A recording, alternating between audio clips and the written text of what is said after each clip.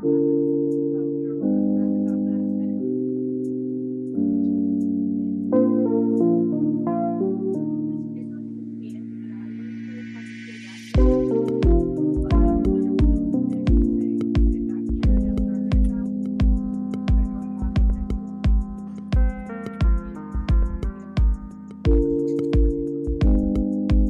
from the Fantasy Garage, it's Dustino! Yeah! Oh, yeah, baby. Ooh, Drizzy, you really switched it up on me, man. You played the nice little mellow jazz intro. I almost fell asleep. I almost took a nap right there. I'm used to the rock and roll leading us off. And but we're ready to rock and roll on a Friday night. We got the high noons. We're back in business. Double J's got his average shows. We got Robbie Rack. We got Double R, Double J. We are ready to rock and roll this evening as we enter the final week of the NFL preseason, and we're just 12 days away from actual NFL football games starting 2 Wednesdays from today. Before we get into that, welcome into the program. We'll handle all the stuff. Make sure you like and subscribe to the channel, all that good stuff. Bunch of good shows on throughout the week. Plus, you're always going to get alerts when I give you a short or any of those other fun things on the Pop Sports Network. We got big stuff happening tonight. Big show. On Monday, we had our first ever Pop Sports draft. All the different people from the different shows on Pop Sports. We got Robbie in there. We had Double J in there. We even had our producer, Drizzy Drin, in there. We had some of the guys from the other shows, Beats and Ballers, all those other different programs that are on Pop Sports. And it was a lot of fun. And we're going to break that draft down for you. And then we're going to give you, we've been gaslighting players all off season. We've been getting you hype. This guy's going to be better. This guy's going to smash. This guy's going to do this, that. Well, guess what? If people are going to smash and if people are going to overperform their ADPs, somebody's got to underperform. And we're going to have those difficult conversations tonight on those guys that we think are going to bust. And I don't know about the other guys. We have not shown each other the list because we want authentic reactions. But I'm bringing heat. I'm bringing guys in the first couple rounds. I got a first round in the 10th round. I'm going nice and early. Yes, but sir. before we do that, let's introduce Double J and Robbie. We'll start with you, Double J. How the heck have you been? You've been absent from the program for 2 weeks on vacation in the Smoky Mountains. How you doing? Are you recharged? Are you refreshed? Are you ready for football? Oh, yeah. Nice and relaxed, nice and refreshed. Some time away, plenty of time to do some mock drafts and get ready. So definitely a 2 week hiatus. Talking to you, I got to refuel that brain. I got to stock up on the knowledge. So love it, excited man. to be back on Smokies. Oh, it was amazing. Yeah, loved it. Pictures. Loved it. Awesome. What do you got tonight? Coors Light? Yeah, Coors Lights tonight. We're a little Nice. thin. We haven't restocked since vacation, so we're going to the bullets You're tonight. drinking whatever's in the fridge. Whatever's in the fridge. Yep. We all have those moments with kill our the pool clothes, fridge. right? Whatever's clean and folded or ironed, and then whatever's in the fridge at times. I had one of those nights last night. I was in charge of dinner. It was hot dogs and mac and cheese, baby. It was old school for the kids. Oh. Robbie, how you doing, man? I Good. know healthy lineups, big launch yesterday. I was fortunate enough to play in your preseason lineup. I came in second. I missed by a couple of points, but I'll tell you what, it was a lot of fun. And if you haven't heard Robbie's story, Jay, I know you probably haven't. He has the founder of Healthy Lineups app. Rival, going to take over DraftKings and FanDuel. Reason being, and it came into play big time last night. We're doing the preseason, right? You're not drafting individual players. You're drafting rooms. So I believe it was the Browns wide receiver core. I was watching that game, not stressed at all because any receiver that caught a pass, I was getting points. Spain with the running backs. I think I forget what running back room I took. I'll be honest with you, but way less stressful. I enjoyed it a lot. Yeah. The only thing I would clarify is if the ball goes to a tight end and you got the receiver group. You're right. That's the only thing. But you do not have to worry about which wide receiver, which running back, which tight end. None of that stuff matters because you've got the whole room. So how's things going since you've kind of done almost like like when a restaurant opens, they kind of do that soft launch. That soft opening. How's it going so far? Yeah, so I think the biggest thing that I'm seeing in terms of feedback is the casual users, the people that have never played fantasy sports before and aren't really that knowledgeable about football. this is like it's like a baby step into fantasy sports. And I'm seeing, like, I think back to like 10 years ago when I was just first starting out playing lineups in DraftKings and FanDuel. I'm seeing the excitement that I had back then with the casual users today, with this app. So I think that's going to be, that's the coolest part about this, is that you can take someone who's like, they only watch their home team and they don't know the players on the other teams. And you can put them up against guys like yourself, Dustino, against me. So last night, Dustino took second place. I took third place. We got beat by a buddy of mine who he doesn't know anything about sports. No, he does. He does know football. But that's gonna happen. It's gonna happen. But then right behind me in fourth place was my sister, who doesn't watch anything but the Packers and doesn't know any players, knew nothing about fantasy football. Her and my mom beat a couple of the guys from our league that do know fantasy football, and one of them's really sharp. So I think just having that ability to have, some of the people who they're just doing it for fun, be able to compete with people who are actually really sharp at this. That's my favorite part about this, right? Because it's gonna be great, man. Yeah, I said, I really enjoyed it.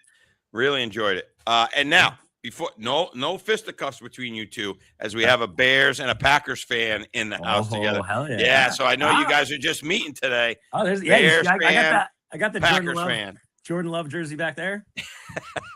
Jay's got tons of. Yeah, he was a big Urlacher guy. Yeah, Fields over here. Fields over there. Yeah. Okay. There was hope for a minute there. I don't know where he got Bears from being in Connecticut, but who knows? Hey.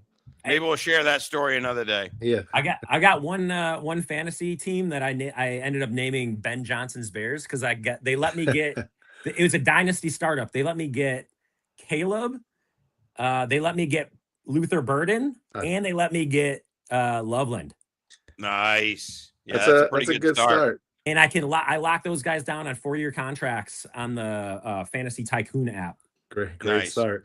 And the draft, I try to avoid Packers like the plague, and somehow the draft we did Monday night, I got Watson and Jacobs in my starting lineup. So sometimes you gotta do what you gotta do. In a minute, we're gonna get I did. I took Ray Jacobs or Josh Wright. I saw you do that this morning. Yeah. All right. So Drizzy, if you could bring up, I'm not sure. I've got that screen share thing. You should be able to bring up. There we go. There's the draft. Hopefully you guys can see it sort of okay. If not, Robbie and Jay, if you need to bring it up on your own phone. No, I got whatever. Excuse me. The color coding. The color coding makes it easy for me. Yeah, that helps. Yes, absolutely. With the players, we had, it was a lot of fun. What was really cool is, obviously our producer Drin. This was like one of his first drafts he's ever done. So kudos to him for throwing himself out there. It's not a big money league, folks, but a lot of fun. And, obviously some big surprises. And that's the funny thing, right? Jay just talked about earlier how he was doing a bunch of mock drafts while he's gone. And those are great. Don't get me wrong. And I've done over 60 underdog drafts, like real money drafts. I'm close. I got about 4 more to go, and I'll be at 40 best ball entries. So, I've got 1,300. Hopefully my wife's not watching this. I got about 1,300 going this year.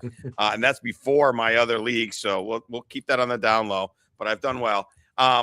You always get thrown for a loop, no matter how much you think and you've researched and, I've got the 101. So these 4 guys should be there at the 212 and blah, blah, blah, blah. It never goes the way you expect it. Almost ever does it go the way you expect it. And this was no different. Loveland and Price to the moon. We got a comment in the chat. Loveland and Price. I like it. Price Jadarian. Is that all right? Hey, Oh yeah, back to back. Perfectly in. Bren 1176 is saying Loveland and Price to the moon. Sounds like he's a fan of Dustino's draft. So he is. We'll start with me, I guess, since I had the 101. We'll go with me first. Listen, I knew I was going to throw everybody for a loop. Drin knew I was going to throw everybody a loop. I'm sure Double J knew. You had the jersey on last week. Yeah. Bijan is my guy, man. That wasn't a big loop. Everything about that guy, just love him. He's basically, so that's 2023. So I started getting into Dynasty in 2022. I took over a handful of orphans some guy and a friend of a friend got me in, and then I got obsessed, kind of like this dynasty thing, right? And it's so much fun. So that 2023 rookie draft was my first rookie draft. And first time. So now, rather than just playing regular redraft, I'm like kind of scouting all these rookies. I'm watching like the combine. I'm watching all these highlight videos, and I fell in love. I fell head over heels for Bijan. And obviously, it's not some rocket science. I'm not some great scouter. Everybody loved Bijan. The guy went in the top 10. But I'm just a huge fan of him. He seems like a very good guy, and all those different things. I'm huge. Flip a coin between him and Gibbs, in my opinion. And honestly, if you told me McCaffrey was going to be healthy 17 games, I think you could flip a coin there too. But I stayed true to myself, stayed true to my guy, went with Bijan. He's just an animal. He's going to catch a gazillion passes. He's going to be the focal point of the offense. Sure. Am I a little scared that offense isn't as good as the Detroit offense in totality? Yes. But I still don't think there's a non-zero chance that Detroit gives somebody else the ball a little bit around the goal line. They bring in Isaiah Pacheco. They also just signed Kareem Hunt.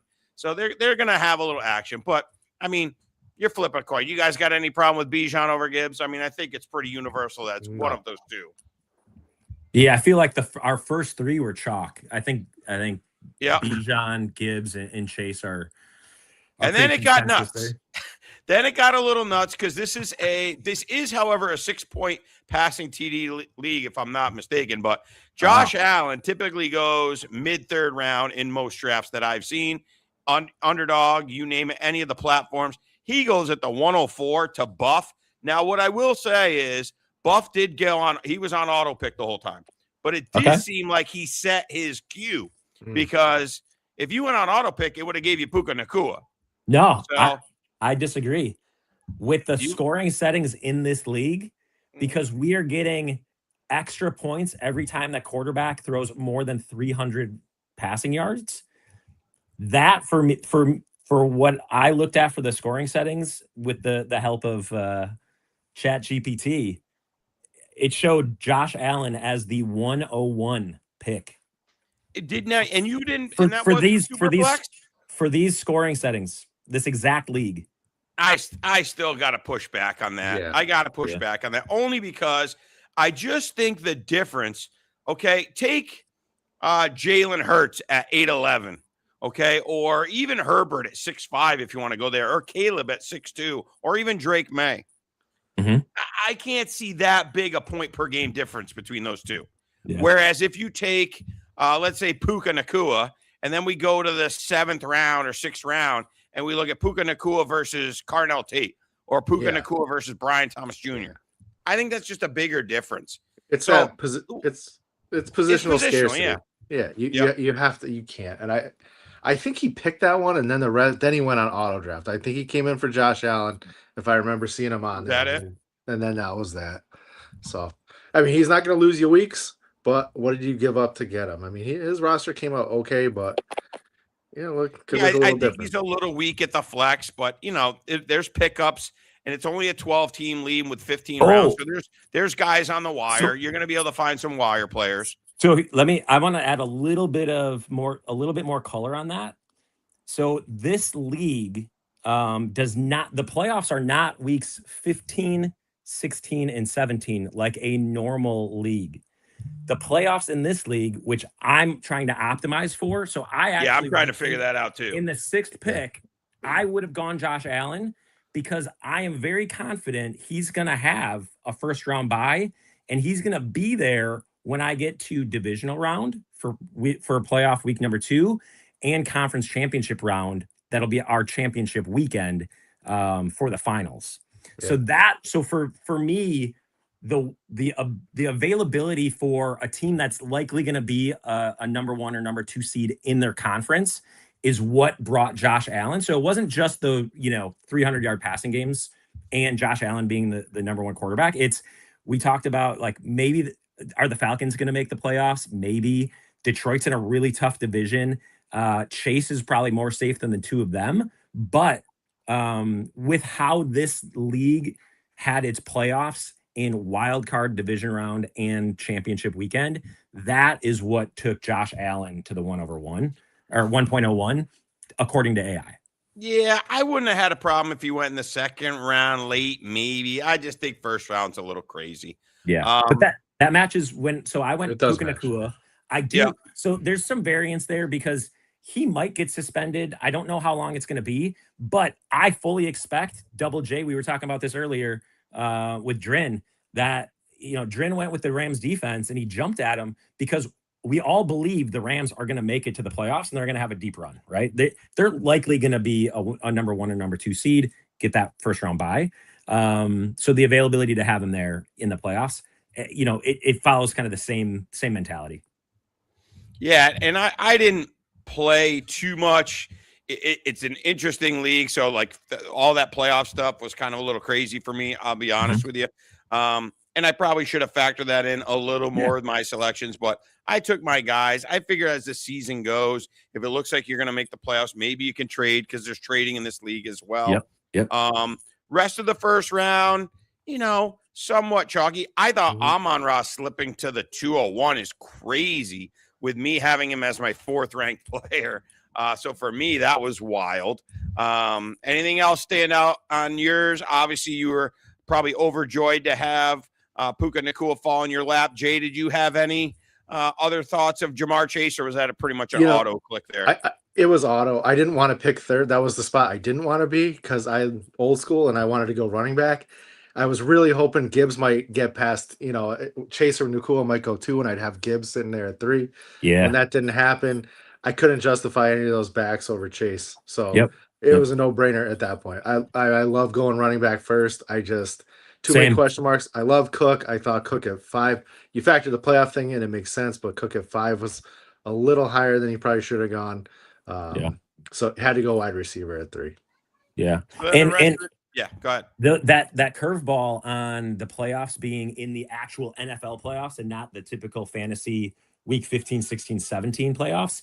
That was a curveball that I think the 3 of us learned a half hour before the draft. Yeah, started, exactly. Right? I'm going to be honest. I completely missed it. I came home. I got home at 11 o'clock from Tennessee on Sunday night because we got delayed. I went to work Monday morning. I got a text from Dustin. At some point, I think Sunday, said, "Hey, we're drafting at 6:30 tomorrow." And next thing you know, I'm in the draft room, and then I was going through. I've never done a sleeper app either, so I'm looking at the messages. I'm like, it's great. Yeah, I like it. Once you get the hang of it, it's great. What do you think? Yeah, I like about it. sleeper? I love it. Yeah, I like it. What do you think? I do like it. Yeah, nice. And Jay's in 0 dynasty leagues. Before the end of this year, I got to get him into a dynasty league. We'll get one. They're fun. We'll get him into one. Maybe we'll get a Pop Sports Dynasty League going or something like that. But we could definitely get some guys. Dynasty, oh my God, it's so much fun. It's awesome. But anyhow, we'll get back to the draft. Otherwise, we are today. By the way, Bijan Robinson just ran in a 7-yard touchdown. So just saying, I know it's preseason now. Please, Atlanta, put him on the bench. Yeah, you don't need to see Bijan. He's fine. He's going to be great. Get him out of there. Wait, actually, hold on. I might have to take a shot. It just says B. Robinson. This might be Brian. Oh, let me see. I might have just gotten it. It was Brian. You know how many times is that going to happen this year? It just said B. Robinson, 7-yard touchdown. Yeah. Oh, it is Brian Robinson. Wait, that's a shot rule? No, well, Jay and I used to have a joke, and like some of my other buddies that I play in a lot of fantasy leagues, we used to go to these bars every Sunday. And if you got caught like cheering for a highlight, like a replay, so like let's say you got like 10 TVs on, and like the Falcons, Bijan Robinson scores a touchdown live over here. And then like 3 minutes later, they show the highlight over here and you go nuts thinking you're seeing it for the first time. You had to do a shot. Okay. All right. I like that. And then the way old school days, before you drafted on like all these apps and everything, where like guys disappeared. I'm talking like when you had the fantasy magazine and you like cross guys out when it got late and it was your turn. We used to do in-person drafts. Jake can attest. Yes. And you said, I'll take, God, I'm trying to think of an old player. I'll take Eric Bieniemy. And somebody already took him. You had to do a shot. And we had this. We do have that rule because I still do a couple in-person drafts. Yeah. And that is a shot rule. I do that one. I do first team to draft a kicker, first team to draft a defense. And then we do a surprise shot. That's just like, randomly picked, and then if someone drafts that player, and like we keep it within the top 200 to make sure that they're gonna get picked. Yeah. And there's gonna be a third shot that randomly surprises somebody. Yeah. There, and dude, it's the first round of the season, or one of the first times, and I'm like all fired up for Bijan. Then I start going, hold on, why would he be in the game? Yep. And then I look and it's Brian Robinson. Oh my God, that is going to drive people crazy. If he actually gets like 5 to 10 carries a game, which I hope he doesn't for my fantasy teams, that is going to drive people crazy because it just says B Robinson. Oh my God, that's going to be nuts. Anyhow, I was listening to a different podcast the other day. Listen to this. Tell me what you think of this idea. This is nuts. Talk about you better be sharp. You better not be drinking whatever. These guys do a draft for like big money, like $500 a guy. These are like experts, high stakes fantasy guys. Yeah. There's no board. There's no using electronics. There's no nothing. You go in there blank. You're not allowed to write stuff down either. It's like an 18-round draft. You have to like memorize. There's the only thing they have is there's a guy there that says, no, that guy's already taken. Okay. But you've got to memorize. Like you're in the draft. You don't get to see any list of players, anything. Crazy, man. Crazy. Talk about like the ultimate game of like memory. Like, oh, that, yeah. And it kills your strategy. You can't see what the people in front of you are picking or people you have no idea. That's like tough. it's a blind 500. They call it. That's tough. Can you imagine that? Blind 500. Whoa. Like you got the 8th pick and you have no, I guess you could keep naming names, but when you get to like, I mean, I feel like I could do a pretty good job through like maybe 4 rounds. Maybe you get to like 5. Remember them, guys? Not only the guys you want to take, but what guys have been taken. Gone. Yeah. Oh my God. But anyhow, all right. So then it went whatever, blah, blah, blah. We'll kind of keep it focused on our guys. Sure. And then you were back up there, Robbie, at the 207. Went with Chase Brown. Obviously, I love that. I'm Great big pick. on the Bengals. Great I think a lot of us are, right? I'm betting them to win their division. I think it's a big bounce back year for them. What were your thoughts? Was that a pretty quick click? Did you have any thoughts about Kenneth Walker or the other guys? It wasn't a quick click. So I don't have a ton of shares of Chase Brown. I do have a couple of them. I'm the type of guy where even if I don't love the pick, if it's the right mathematical choice, I'm still gonna make it. So I'm not a homer. As you can see, I don't know if I'm not sure if I think I got the Packers defense. But outside of that, I did not draft any homer picks. We'll talk about that later because I did make a move that shocked, I think, most people after the draft that involved the Packer. But yeah, no, I'm not, I would have preferred a lot of other running backs. I just felt like for my build after having wide receiver in round 1, but I'm with you, Double J. I would have loved to have had a running back in round 1. And then I was hoping, like, if my ideal scenario would have been, I would have been able to get an elite running back in round 1, and then maybe like a Justin Jefferson would have fallen to me coming back in round 2. I would have been fine with that. But going around wide receiver round 1, I felt like I had to have a running back.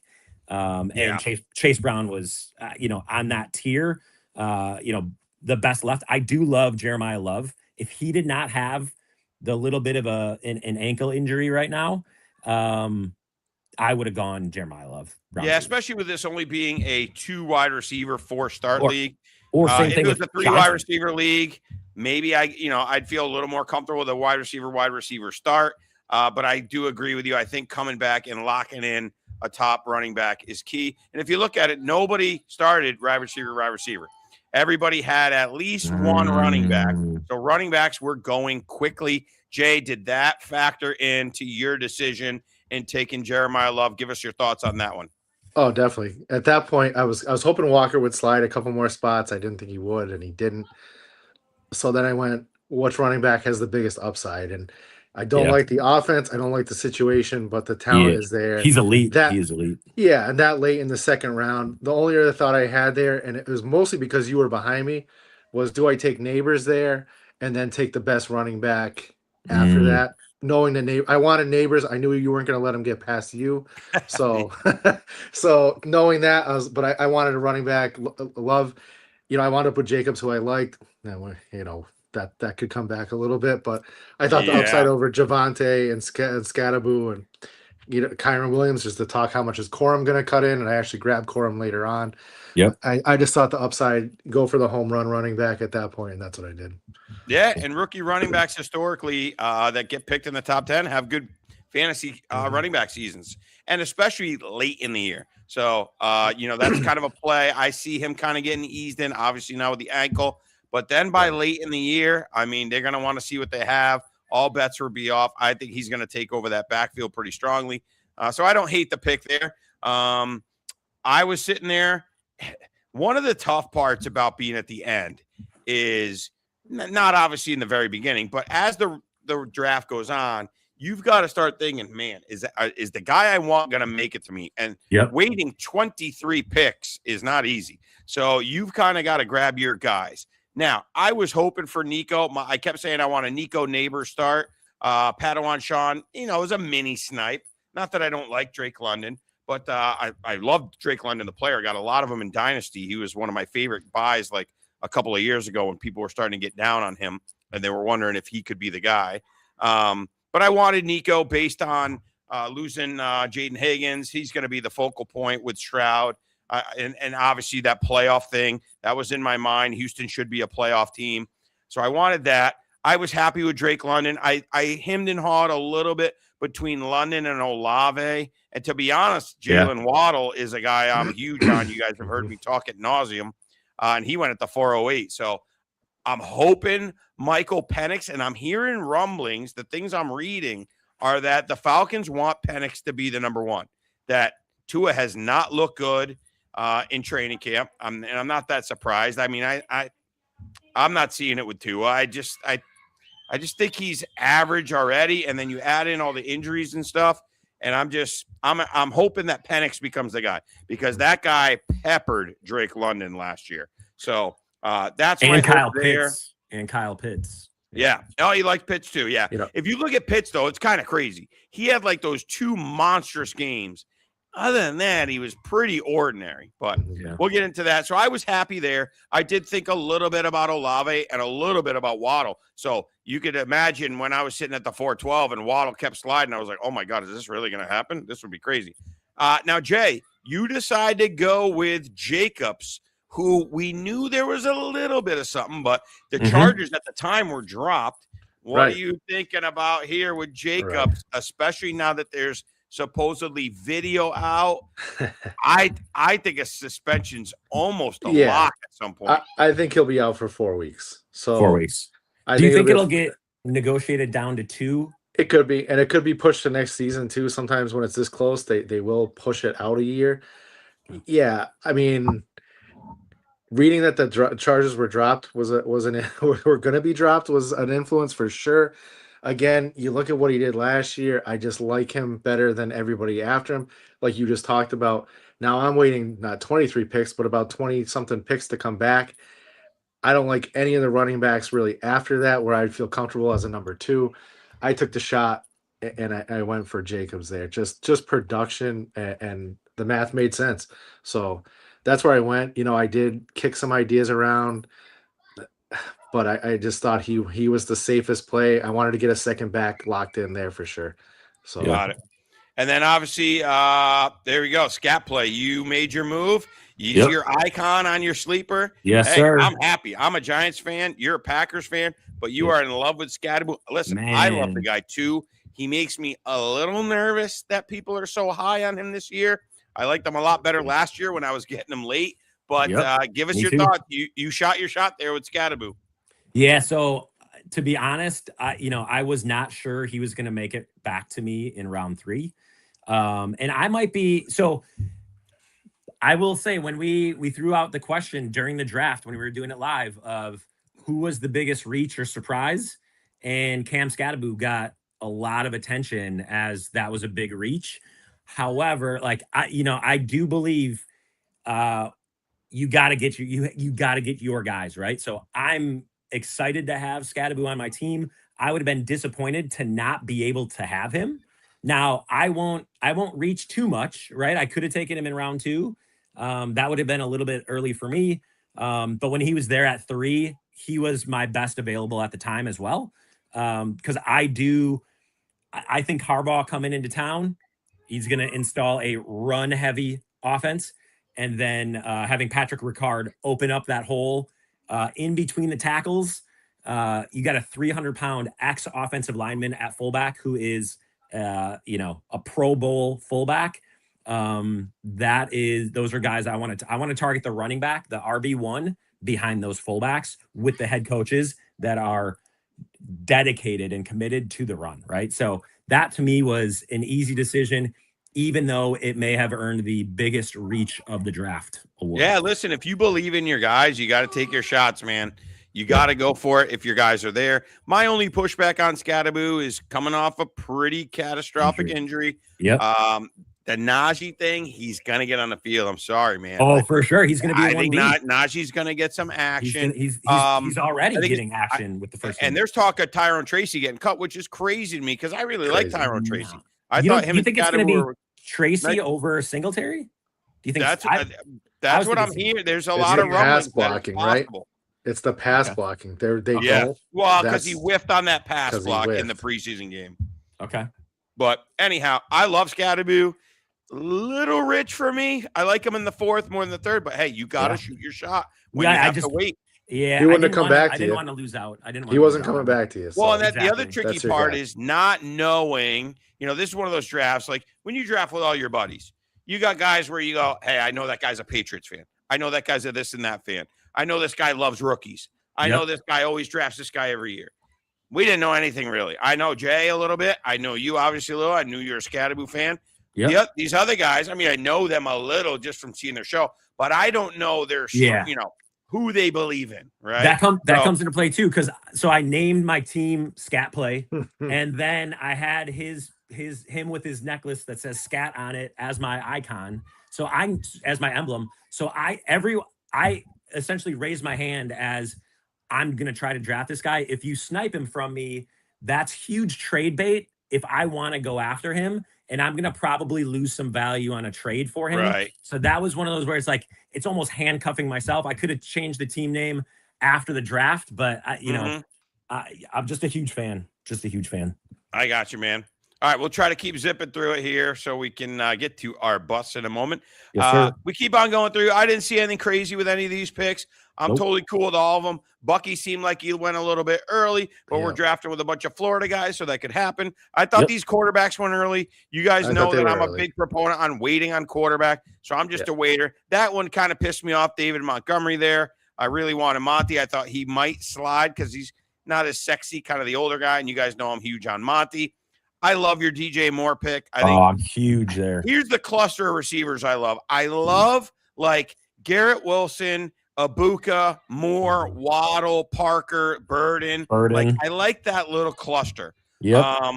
Then we get to Jay, and Jay was texting me. I couldn't believe McBride. And he said, sliding. I almost took McBride at the 3-3. And he kept sliding, and he gets him at the 4-10. Huge value. Yeah. Huge value. You're all in on the Arizona Cardinals, just like I'm all in on the Falcons. Oof. So what could possibly go wrong, Jay? Yeah, right. No playoffs for me. I'll be out for the Falcons playoffs. and the Cardinals. Oh my God. I didn't expect McBride there at all. Yeah. And No, I I thought hear ya. Buka at 3-3. I was really kind of hoping somebody would take McBride in front of me because I loved Price. I was going to go Price if he was there. Yeah. And hope that Me Loveland made its way back. That was kind of your two guys that you took were who I would have liked in those spots. But McBride at the third to last pick of the 4th round was just way too good to pass up. Yeah, and then for me, it was I actually wanted Breece Hall here. He kind of, mini snipe. I was okay. You guys know I'm high on Jadarian Price. I just think he's a great home run swing. I mean, they're a run-first team. They're a good team. They're going to be playing with the lead. They haven't used him once in preseason. So that tells me they've seen everything they wanted to see in practice. He's going to get a ton of work. Charbonnet's not going to be there week 5, 6, 7. I think by then Price really, really could totally take a stronghold on that running back room. Loveland's a little out of context for him, out of style for me, I should say. That's not normally the way I play. I'm usually a wait on quarterback, wait on running back. Now, in hindsight, knowing that I could get Kittle at 8-12, I probably maybe could have taken. I was debating between Loveland, Parker Washington, and Burden there as my other player. I wanted to lock in RB2 for sure. And then I was debating Parker. I have so much Parker Washington. I have so much Luther Burden. I said, you know what? Let me see if I can get an edge at tight end. So I went Loveland. Let's see. I did think about Swift once Hall was gone because I debated Swift and Jadarian Price. Ultimately, I went with the home run swing, and I didn't want to take two players from the same team. So that's where I went there. You take the homer pick with Swift. Yep. The guy's solid. He's kind of like the last sort of locked in, kind of guaranteed to get 75, 80% of the work running back. I would have gone Burden or Washington there, but the Jacobs cloud and the Love unknown, I was like, I need a third solid. Like if one of these guys, if Jacobs goes out for 4 weeks, and I don't really want to start Marshawn Lloyd week 1 because I don't know what he's going to do. Who's left that I trust? And I trust Swift, especially when guy's already dinged up a little bit. So Swift was it was kind of like my safety play, and you hate playing safety, but I felt like I had to cover myself there because it killed me to let Luther go. And I really like Parker Washington too. So to let those guys go by, but. And I don't know what you guys did, but you guys like switch bodies or something because I got Double J drafting Packers over here. Yeah. And I got Scat Play taking the Chicago Bear with Luther Burden, but I'm a huge Luther Burden guy. And I got Monungai later too. So, hey, you got to break the tie. Well, obviously, you kind of broke the tie with your draft pick. Yeah. Jay and we have another guy that comes on the show every so often, Richie Rotante. Those guys double team me, and they're big Rome guys over Luther. Hey, I'm Team Luther. What are you? I'm assuming you're Team Luther. You took him before Rome. I'm good with both. I prefer Luther. So I did a dynasty draft over the weekend or over the past week. It's been a slow dynasty starter draft, and it was auction $200 budget for the whole team, and I had to fill, I think it was 18 spots, 10 starters, eight bench players. It cost me, I think, 22 for Loveland, 23 for Burden, and then Adunze went for 9 or 10. So he's severely undervalued right now. People are sleeping on Adunze, but they're both going to eat this year. And Loveland too. They're all three of them are going to eat. Yep. I agree. So I agree. I like Rome. I don't think he's an alpha. But I think with Bird in there, I think he's going to be he's more of a red zone threat than Luther. But I think Luther's got the yak. He's got those huge games where, 8 for 160 kind of games where he could go berserk. I'm more of a fan of Luther, but I do think Rome at that price that you're saying, where you're paying more than double for Luther versus Rome, that's a steal. Well, but the problem was, I think if Rome would have been nominated earlier, he might have gotten into that range. But it was Burden was nominated earlier before Adunze, and it was a bidding war. And I had to, because I only wanted to pay 16 to 18 for Burden. I thought I was going to be able to steal him for that. That's the thing about auctions. It only takes one other guy to be in on your guy, and it gets crazy. You only need one other guy to be going against you. Yeah, and they had already, I already showed my cards. I already showed that I had Caleb locked in at a quarterback. I had won that auction, and I had already won Loveland. So they knew I already had, I had a mini stack, and then I just doubled down on it again. And I think that was what probably precipitated that bidding war. Otherwise, either I or him probably could have won Burden maybe at 16 to 18. But yeah, and I'm a big, and honestly, the two of you guys, with one of your earlier episodes, turned me on to Luther Burden. When you guys were talking about the elite spacing that he had as he's unreal, one of the most wide open receivers last year, that turned I started looking a little bit closer into him, and that to me, he shot up in value big time in my book after listening to you guys. Yeah, to me, it's just thank you. I love when the coach is all over the guy. So I'm trying to listen to what the coaches are saying. They have been hyping him up. You saw he's put up some elite yards per route run numbers, stuff like that. If you want to get crazy analytical, I'm just a big believer in the guy. I think he's an extreme talent who slid because he had a terrible quarterback his senior year of college, and a terrible play caller. So the talent's there. Then we get a couple of Dustino picks here. Drizzy Drin told me that he printed out my my top 120. That he clearly did because Trevor Lawrence is my QB too. So nice job there, Drin. And then on my bold prediction show, Isaiah Likely, I had as a top 5 tight end. And guess what? He goes off at tight end 5. I did think that was a bit of a reach there. That was a pretty big reach. But hey, maybe he watched my show. Then we got the regular stuff kind of going on. Kyle Pitts goes a little high for my liking. Yep. We get back to you, and you take the home run swing. I've explained Bashal Tootin. You're going to hit a home run, or you're going to probably strike out. Yeah, because Chris Rodriguez could be the lead back by the end of the year. I like it's going to be tough. I don't think Chris Rodriguez will take over the whole thing because I think Liam Cohen loves the guy. But he's the unknown, right? It's a guy that we're thrusting. And how many times have we seen this? I fell for it a couple of years ago when Zamir White 2 years ago was going to be the lead back for the Raiders. And he was going to get all the touches in the world. And I whiffed on that one big time. He stunk in the first couple of games. Then he picked up an injury. Forget about it. Then we get back to Jay. He goes Christian Watson. At that point, probably the best receiver on the board. Watson, Mike. Did you think about Mike Evans at all or the injury? I know you said I sniped you on Marv, but you would have had that would have gave you 3 Arizona players in the first 6 rounds. So I thought about the only other one I thought about was Marvin Harrison, and there was no way I could go 3 Cardinals. I'd be laughed out of fantasy football for life.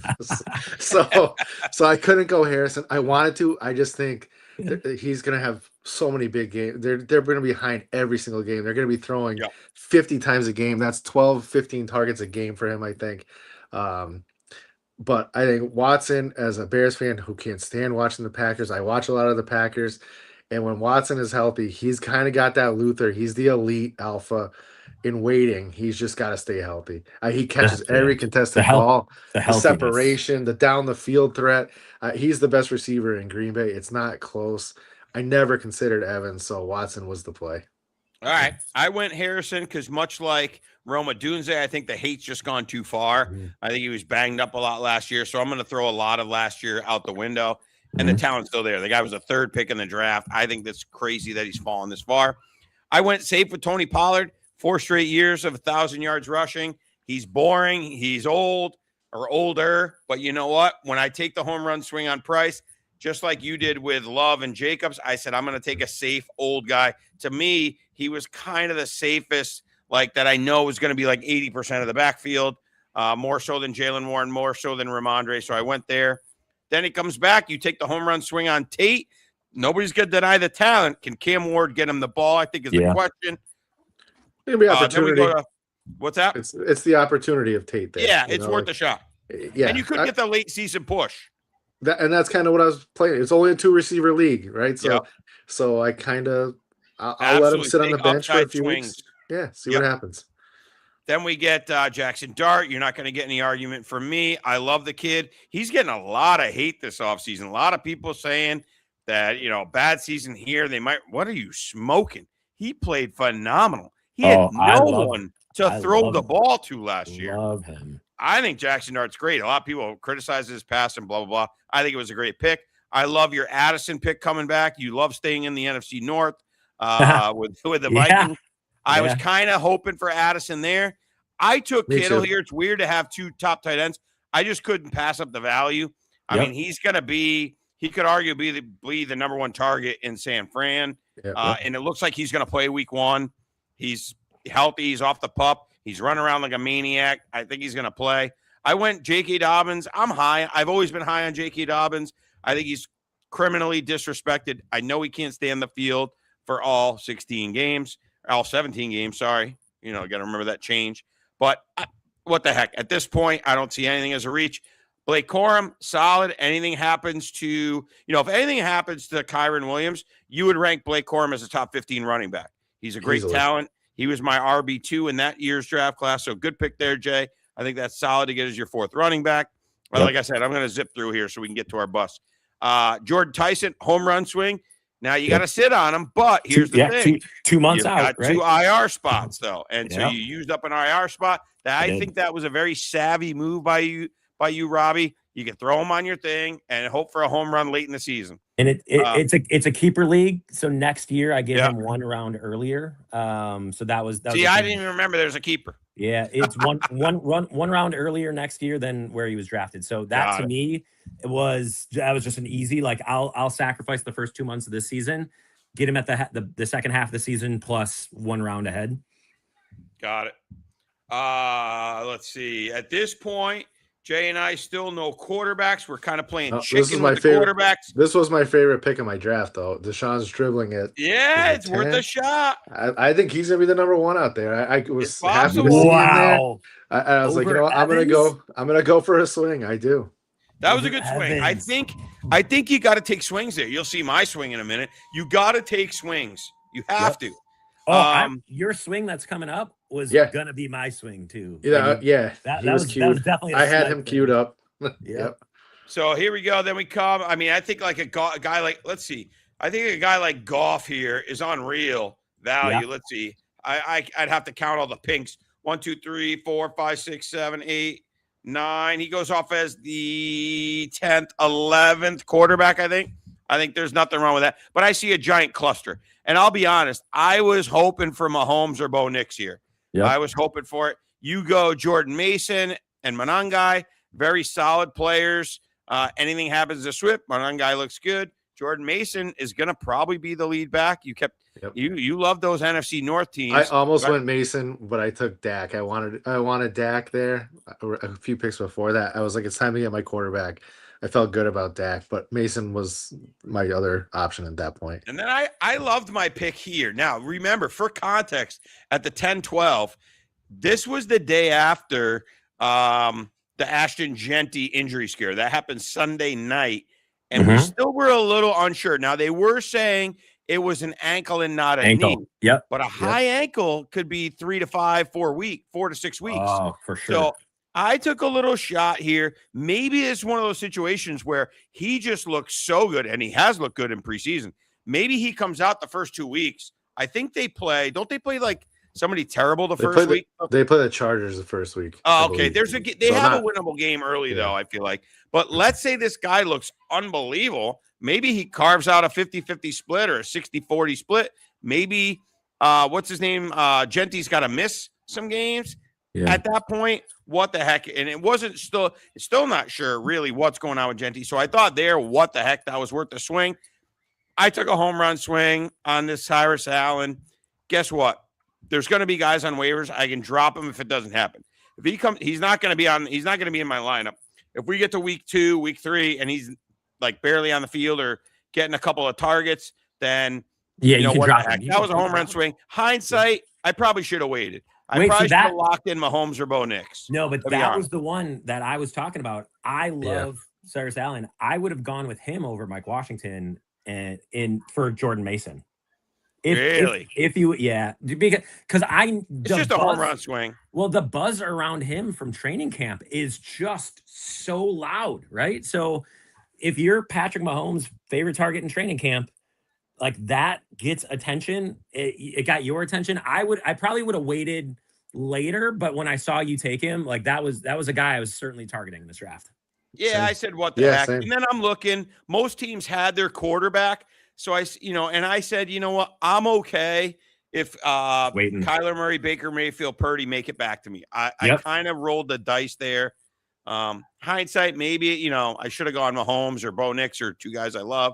Whatever. Dak Prescott, you get. To me, this round was the biggest surprise. I can't believe it. I was going to have Daniels on my bust list, but the fact that he was picked in the 11th round, Jaden Daniels, that's quarterback. Crazy. Quarterback, he came off as the 14th quarterback in the draft. It shows that I can't put him on my bust list because I think there's a consensus that he's not the rookie Jaden Daniels already, and that's unfortunate for Commanders fan. He was fun to watch as a rookie. That's wild because he goes QB5 in the rankings. Yeah, for him to go QB14 in our draft, that's wild. I have him very high too. I have him very high. Yeah, he just kept sliding and sliding and sliding. That's wild. Great value there for certified Rob at that pick. Then we come back, and now we're starting to get where you're taking swings. You got to get your defenses. You do the homer thing with the Packers. I got no problem with it. Kyler Murray, you go second QB there. I was going to take him with one of my 2 QB spots here. It's one of those things. If you get one of the elites in a league like this, then I'm okay with you just going one quarterback. And you went one quarterback there, Robbie. So I don't blame you there because you're going to play dart pretty much every week. We'll revisit that in a few minutes. We'll revisit that in a few minutes. So because I didn't get the elites, I said, you know what? Let me take Baker and Purdy, two guys I love, and I'll play matchups. So my goal is to play the matchups on those. Then we get to Jay. Hey, he stayed true to his word. He went Xavier Worthy. He's very high on Worthy this year. He was in his bold prediction show. We got the kickers. Chris Bell, I thought, was a nice little sneaky pick. He's back from – somebody's got to catch the ball in Miami. And he's I back think he's going to be wide receiver ACL. 1. I think it'd be wide receiver I go kicker defense in the last round. I stay true to my Falcons. Mm-hmm. Anything crazy from the last 2 rounds? No, I love the Singleton pick. My thought process was, if in a keeper league like this, we get to keep 2 players and they move up 1 round earlier than when they were drafted, I think Chris Bell, great value there. I think he's going to be the number 1 wide receiver in Miami by, half of the season. And I think he'll solidify that for next year. And then I see in Tennessee, I think Singleton's going to be the guy. He's going to be RB1 next year. And I think he's got a 3-down skill set. So those to me were there's a lot of these late round, darts that I wanted to throw. Those were the 2 that were available that I felt most strongly about. Yep. Yeah, you got to call a shot. And again, it's a pretty shallow league when you're only drafting 15 rounds. I'm so used to drafting the smallest leagues I do are these underdog ones where I'm drafting 18 rounds. 18. So there's a lot of guys that are going to be on the wire. So that's why you take those swings. You take the swings on Worthy. You take the swings on Tate. You take the swings on Chris Bell. And if they don't work out, you could drop the guys easily. Exactly. You could drop them. You could play for next year. Speaking of drops, but there's going to be guys that show up on waivers that were holy crap. So speaking of drops, so one of the things that I needed to do, if you look at my team, I did not take a tight end here. Mm-hmm. So for me, I've been preaching it all year. If you don't get one of the top guys, tight end 15 versus tight end 8 is usually not that much of a difference. Right. So what I did, because Tyson is injured, I moved him to my IR spot. It freed up a spot. We were able to pick up players right away. So I went and I grabbed first I grabbed Ricky Pearsall so I could move him to the IR spot as well. So that those will both be 15th round picks next, or they'll be 15th rounders next year as keepers for Pearsall. That gives me another 15th round pick. And then with Terrence Ferguson, same thing. And then the biggest thing that I think shocked a lot of people in the league was I did drop Jackson Dart as I think he was an 8th round pick for me. And then I picked up Jordan Love because I do feel I missed that. Yeah. So I feel like I am going to be giving away on average a couple points a game between the 2. But if I look at, so I've got really, really high injury risk potentially with Scattaboo. I didn't want to back that up with Dart. And then as soon as we talked about the keepers that were off the waiver wire coming in at round 15, just looking at Jordan Love sitting on the waiver wires, that to me, Jordan Love as a 15th rounder next year is far more valuable on my team than Jackson Dart as a 7th rounder next year. Yeah, it's not a bad play. Even though I love Jackson Dart. Is it unlimited keepers? I don't even remember when he was going. It's going to be only 2. Okay. It's only 2, but I just wanted as many of the keepers for me to make choices around to be in those, round 14 and 15 ranges. Because, having what now, 4 guys that could come in as the 15th round pick. It's just more darts at those late round keepers that have just a ton of value and give you so much flexibility then next year and the year after in rounds 1 through 4. Yep. I don't hate it. Savvy move, smart move. And then did you pick Dart back up or is he out on waivers? Or no, he's out. No, he was on waivers and he got picked up right away. 2 teams went after him. Got it. All right. So that's kind of the recap of the draft. We are now going to get into the difficult situation where we talk about busts. Pardon me. And if you guys see me at any point stand up and start walking around, 2 weeks ago, or almost 2 weeks ago, I threw out my back terribly. Sitting down is the absolute worst right now. So I'm kind of, you probably can't see it on the screen, but I'm squirming around a lot. I started getting better. I threw it out again. Yep. I'm okay. I'm like 60, 70%, but when I sit for a while, I'm hurting. So if I stand up while one of you guys is talking, please don't take offense. Now, we're going to get into the tough conversations. And I brought up Fantasy Pros. It's tough to find the best rankings, but this is kind of a consensus of multiple different sites, multiple different rankers. So we'll go off of this for now. I was using Underdog too, because those are real money drafts that people were playing. I'll have that up on my phone as well. But now we're going to get into the difficult situation, and we have not gone over this. Well, you'll get, 2 to 5 minutes to state your case. If anybody's got any arguments with you or agreements with you, we'll hear them. Let's see. Let's start with the new guy. Let's start with Robbie. Robbie, why don't you give us your first of your 3 draft day bust guys to avoid in 2026? Just one at a time, or you want all 3 of them? Yeah, we'll do one at a time. Give us your number 3. Give us your number 3.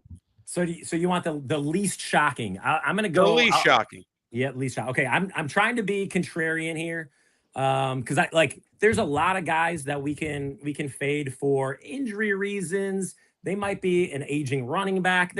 There's a lot of let's call them casual experts that are out there. I tried to dig a little bit deeper. Same. I tried to avoid the Christian McCaffrey because he could get injured. Yeah. Kind of simple. So I'm trying to give the viewers a little bit of maybe a deeper cut, and so my number 1 guy is going to be a first round draft pick. But so the number 3 on my list is going to be Jameson Williams. So for me, I do believe he is an elite deep ball catcher, and that pays dividends in fantasy football. Where I am worried is before Laporta got hurt last year, Jameson Williams was kind of run of the mill. And then after he gets hurt, he goes off and he earns the ADP that he's getting this year when Laporta's hurt. So that scares me a little bit. I feel like we're paying up for him a little bit. Then you take into account one of the tackles that was there last year protecting Goff now is gone. So Decker's not on that line anymore. So now I'm looking at Goff might not have the same amount of time to throw that deep ball, and that scares me a little bit more too.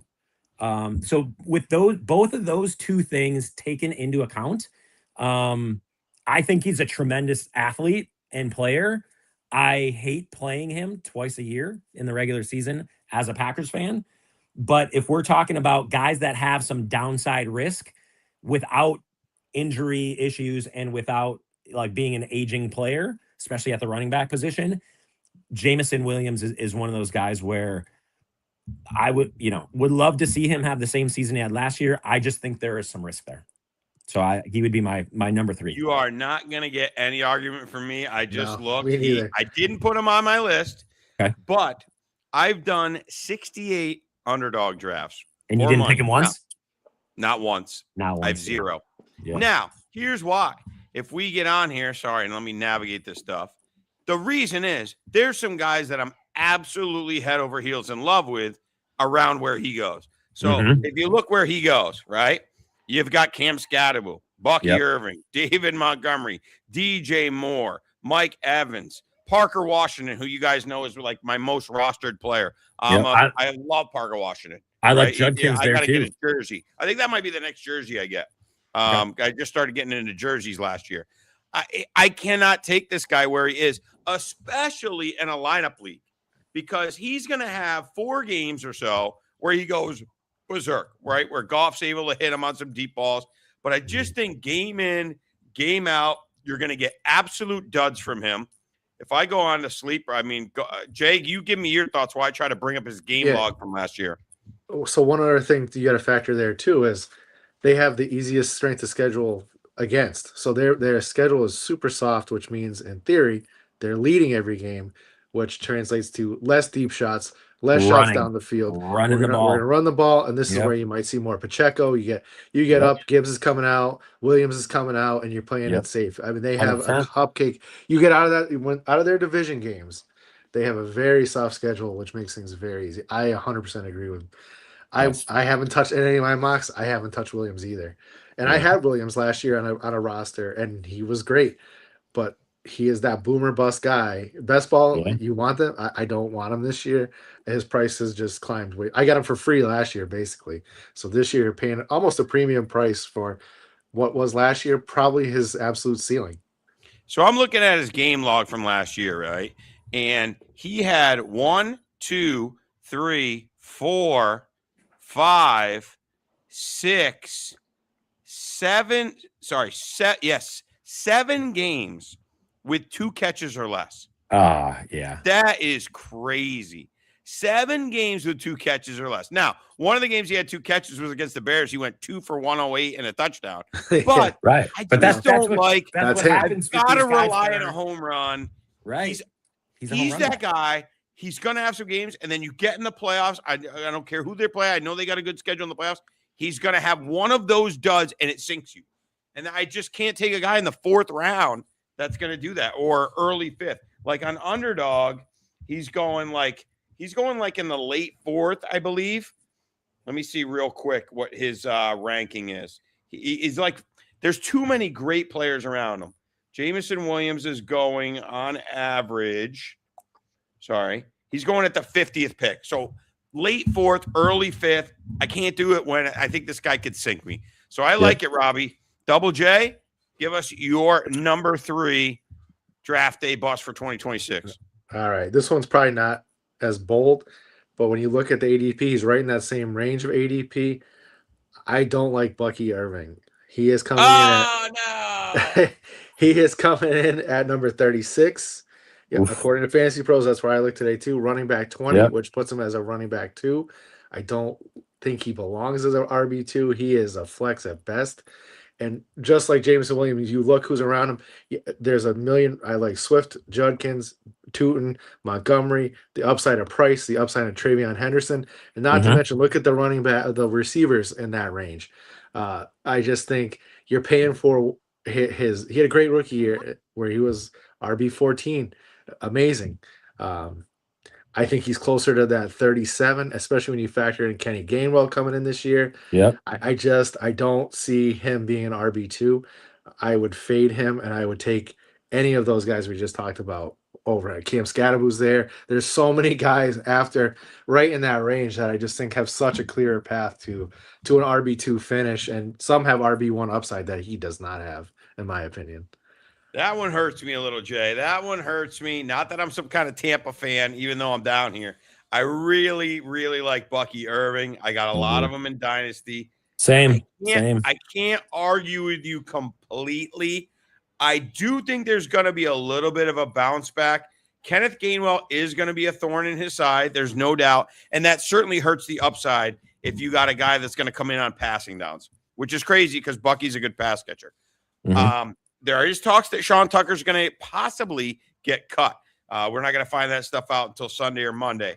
I don't disagree with you, Jay. I liked him better when he was getting discounted. He's kind of done like a reverse.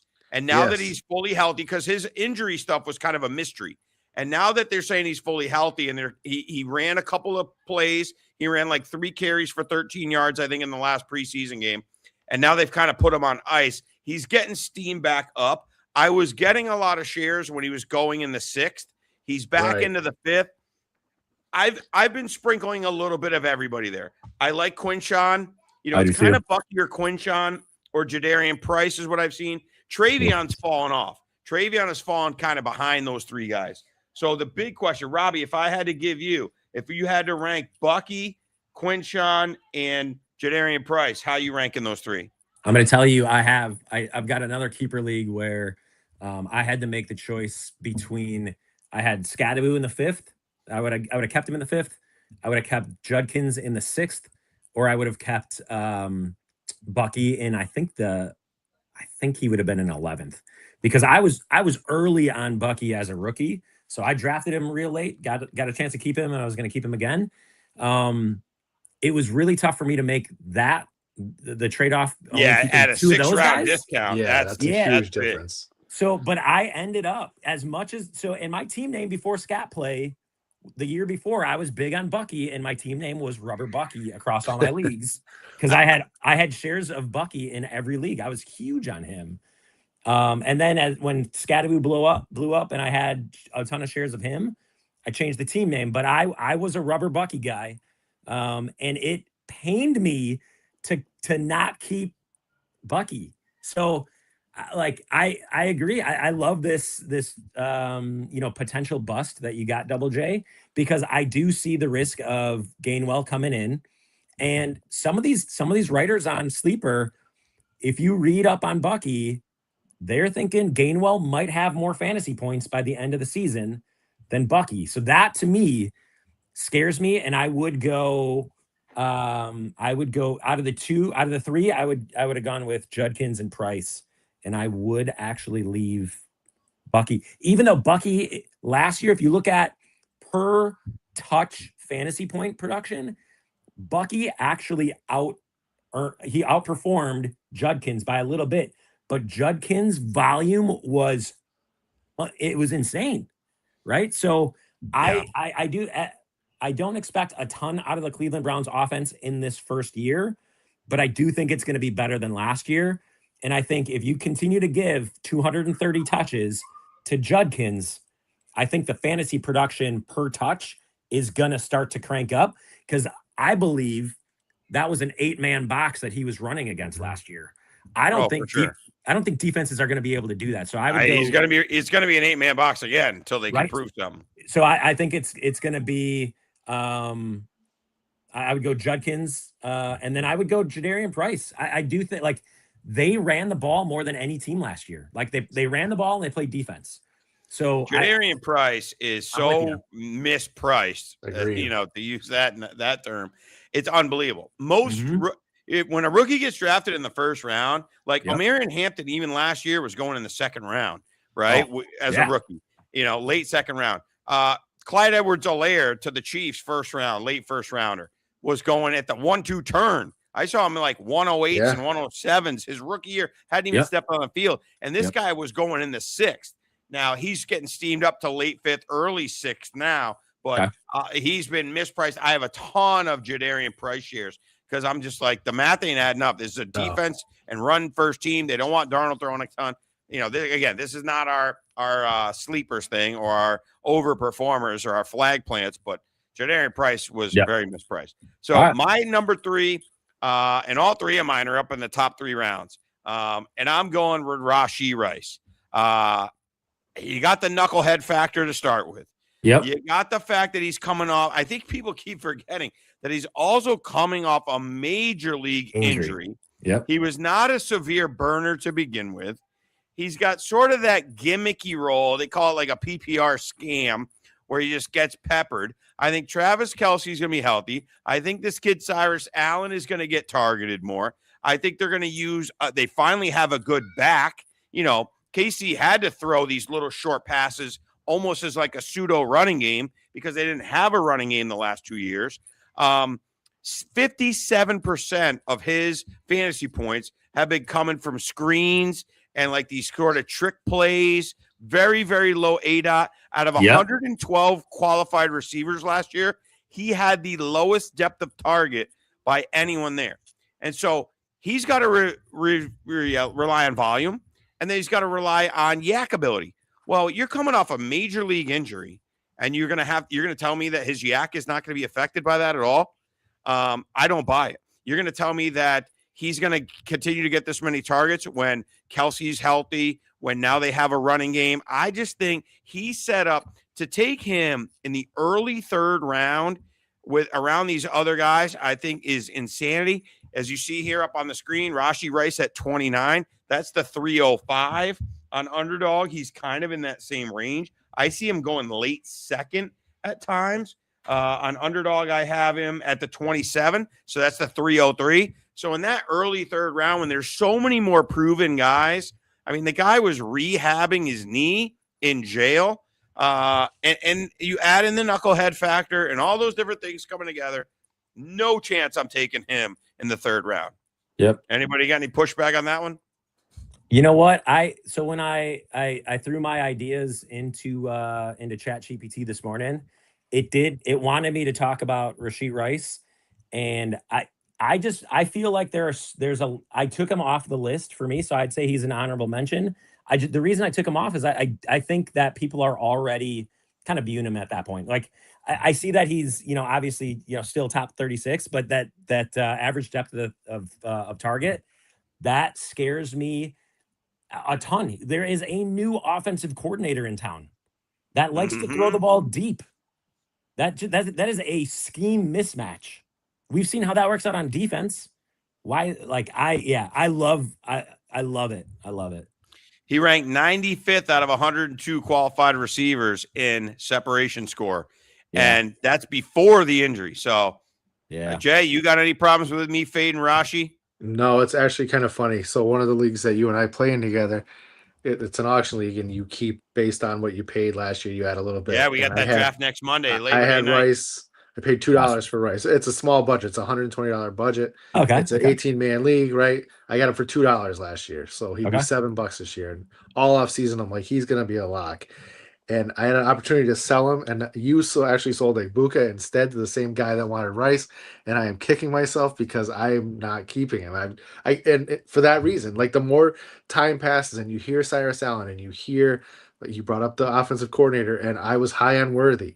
Somebody's going to be the odd man out, and I think he's going to get opportunity because they're going to be pass heavy. He'll probably be fine. But he probably belongs in that late 4th, early 5th round spot. So yeah, I don't have wide receiver 13. He's going. Yeah, that's just too high. The touchdowns were all thrown in the red zone. Now you have Kenneth Walker and Kelsey's, like you said, Kelsey's healthy. So how many opportunities are there to score those touchdowns in the red zone with those two guys back? So and there this year.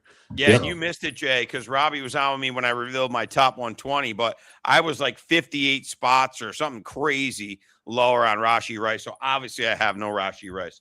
All right, Robbie, give us your number 2.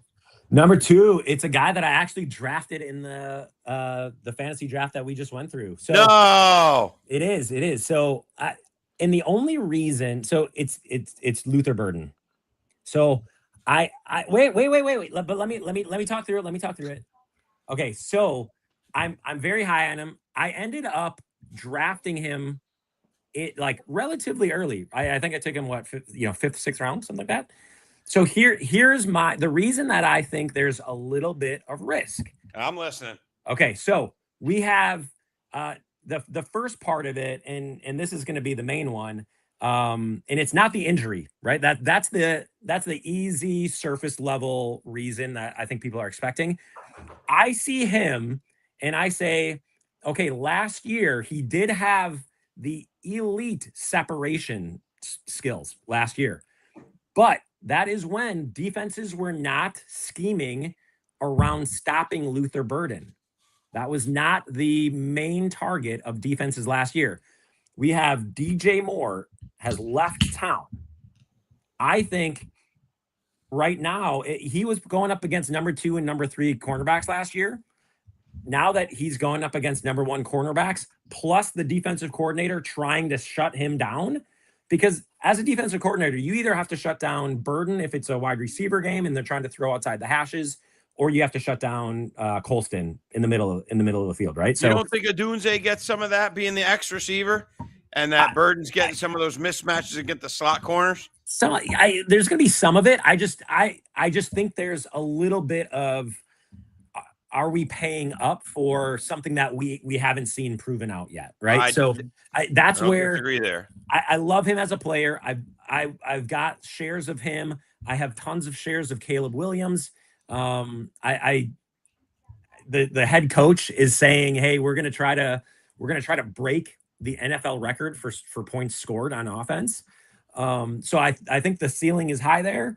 I just think I just want to temper that a little bit this season before I pay up for it, because I want to see how he does up against number 1 cornerbacks and defensive coordinators that are trying to focus on him and make sure they don't lose to him, right? So that's I don't that's disagree where with you. You know, DJ Moore, Roma Dunze, Loveland were more the focal points last year of defenses.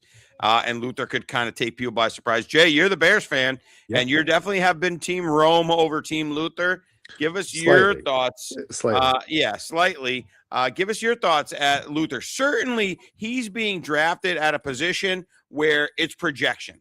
It's not production, it's projection. He's going ahead of guys like DJ Moore, Christian Watson, Mike Evans, guys who have done it before.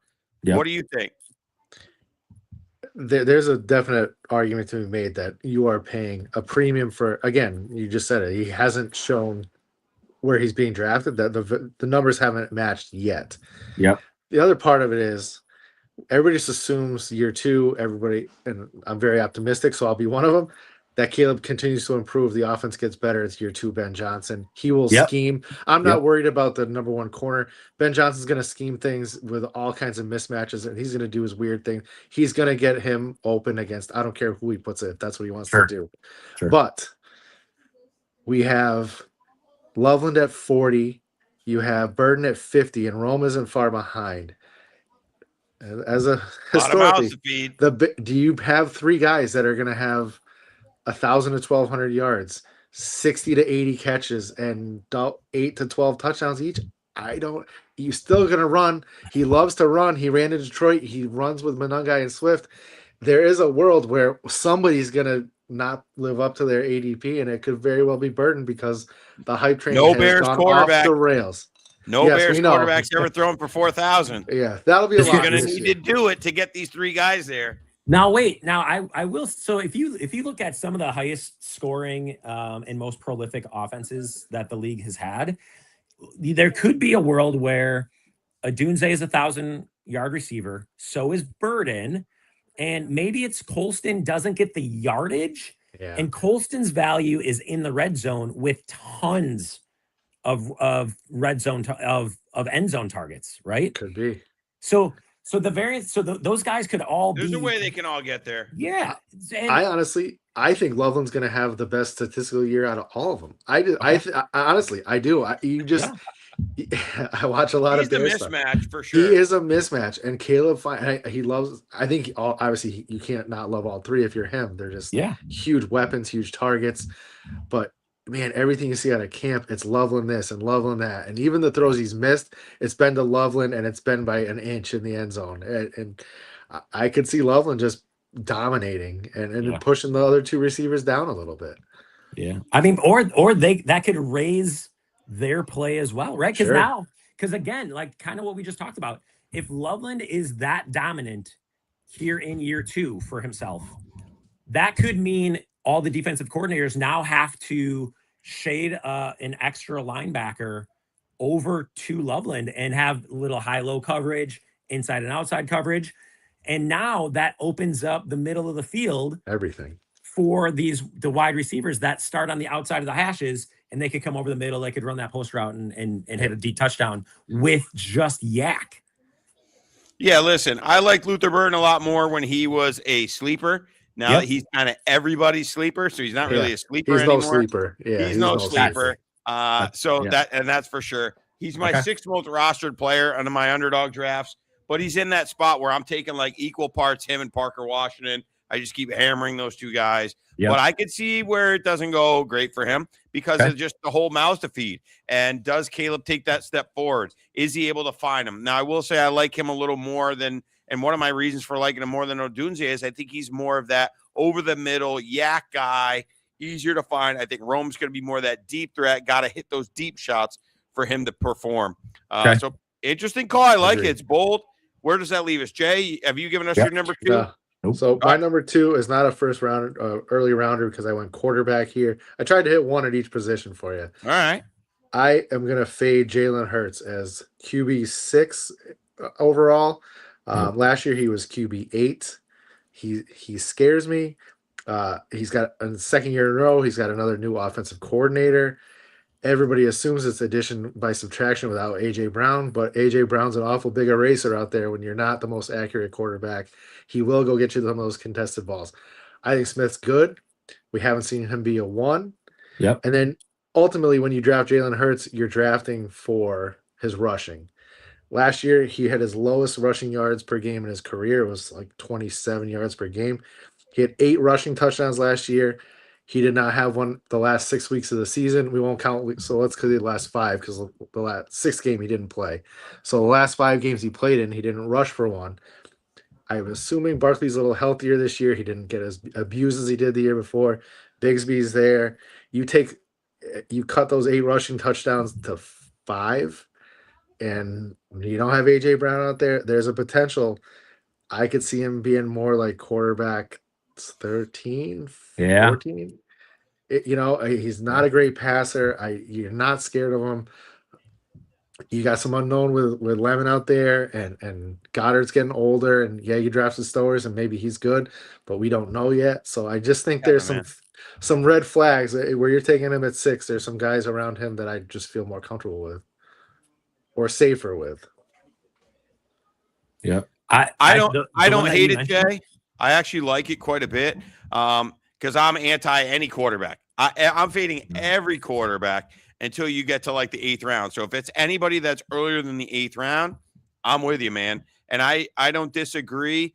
I think there could be an addition by subtraction just in the fact he doesn't have to like feel like he's got to force AJ Brown. But I don't like that Mekhi Lemon has missed most of training camp, losing a lot of rapport. I don't like that his between the hash marks throwing is one of the worst in the NFL. He's actually much better throwing deep out on the outside. Well, Lemon and Devontae Smith are kind of over the middle guys. Yes, Devontae can go deep. We haven't seen Devontae prove he can be the number one, much like Robbie said, Luther Burden's got to face top corners. Well, guess what? Now, Devontae, you get to face some top corners. Let's see how you do. I don't hate it because I'm anti any quarterback that's – if I got Josh Allen in round 4, fine. After that, I'm just not taking a quarterback till the 7th, 8th, 9th round. I just think there's too many good ones that are so close together. I'm with you on that. The only time that I'm going quarterbacks early is super flex with a 6-point passing touchdown, right? I'm talking you. This is like your regular, just the regular. Yep. PPR. I'm with you. All right. Sorry, I got to close. Talk about Hurts a teeny bit more. I got to close up the garage. No, it's nighttime. It's 8:30. All the kids just went into the house. I got to close the garage. So Double J, one of the things that you hit on there really struck a chord with me, and I'm a believer with you on this, is Tank Bigsby. So Tank Bigsby is the young heir apparent to Saquon. Saquon is elite. Bigsby had some massive games down in Jacksonville, and they have openly talked about we are not going to ride Saquon as much as we have been the last few years. And we're going to give Bigsby some touches to keep both of them healthy come playoff time, right? So I'm with you on some of those rushing touchdowns. You're going to have 2 very fresh and healthy running backs that, I think there's going to be more of a split than there was last year, where I think you can draft Bigsby a little bit earlier, not just as a handcuff, but I think he might get kind of that Tyler Algier share that he had in Atlanta last year. I think it's going to be a lot more of a timeshare than it has been so far. So I like you with the Hurts pick. I think Bigsby gets a little bit. Saquon's still getting 80%, 85%. These coaches say this from every team. I don't hate Tank Bigsby. I just drafted him in a dynasty startup a few weeks ago. 20 some odd round, just in case. But I think he's a handcuff plus. He's one of the top. If you had to rank the top, 5 to 10 handcuffs, he's probably up there just because of Saquon's history.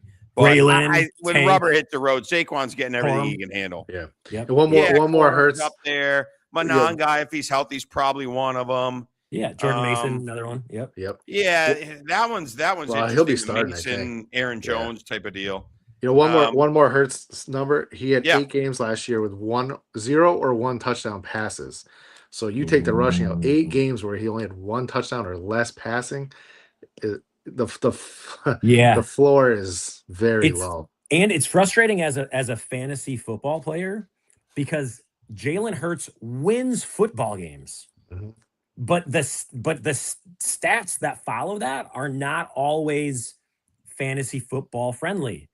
The guy is a winner, but when it comes to fantasy football points, he's not the Josh Allen level. He's not there. He's going to be fine, in my opinion, but he is not worth the 5th round price tag when we can get Luther Burdens, we can get Parker Washingtons, we can get Jadarian Prices, we can get all these different guys that are way more difference makers, and I can go get Jackson Dart in the 8th, 9th round, unless Robbie's in my draft. But I can go get Jackson Dart in the 8th or 9th round versus Hurts in the 5th. And then drop him immediately for Jordan Love. Yeah, exactly. Just send him to the waiver wire after drafting him in the 8th. Just because I just think things drop pretty dramatically as you get later. You get to that 8th, 9th round. I think that's when things really, really drop off a cliff. Shoot, did I lose you guys? You guys still there? No. We're still here. Okay. Did my voice get choppy or anything or no? No, not at all. Oh, okay, cool. It must have been my laptop. I got a million tabs open. So it just kind of was a little delayed there. Yeah, because you go down to where like Jackson Dart is taken, and now we're going to, again, I would say this till I'm blue in the face, or even like a Jared Goff is Matthew Stafford right there. Yeah. Yeah, pick 110. Patrick Mahomes going pick 102. So I can go Patrick Mahomes and then go back up where Hurts was taken and get Christian Watson or Bashul Tootin or Jadarian Price or Parker Washington. I'm taking that combo all day, every day. Yep. All right.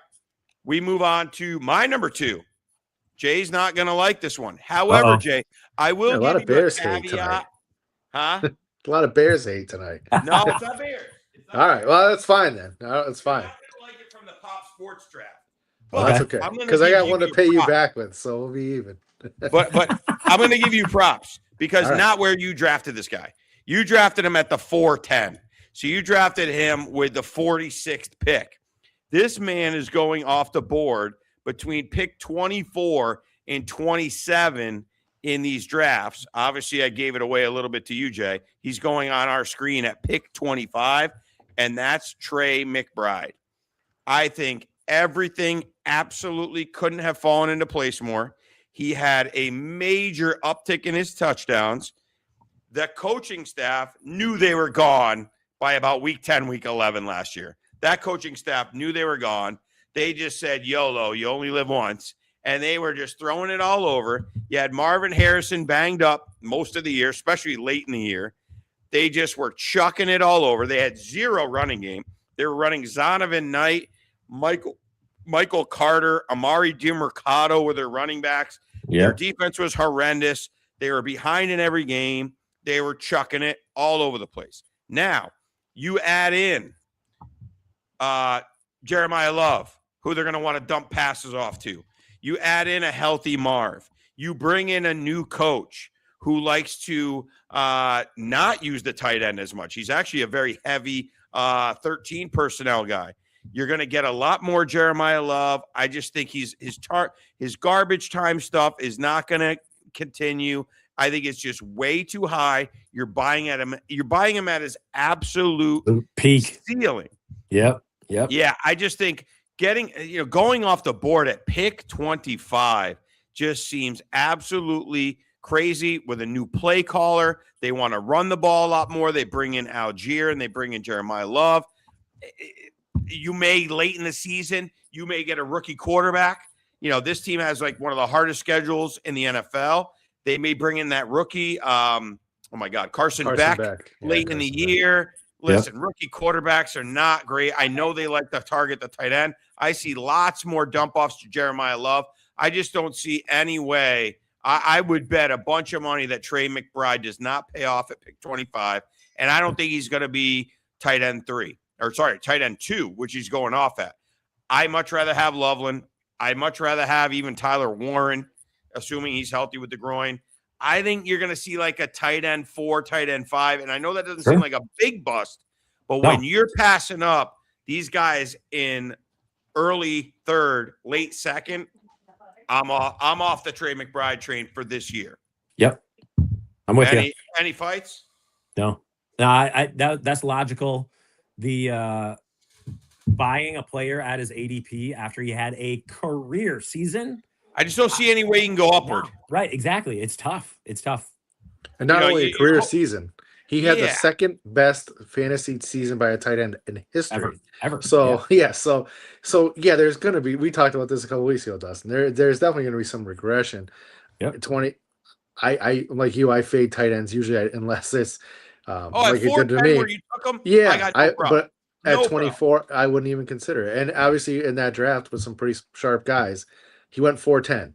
So that kind of backs your thought process. And just like Jaden Daniels we talked about, it kind of tells the story when you get 12 guys that kind of know what they're doing to sit down and say, you know what, I don't like him where he is, and I'm going to take these guys instead.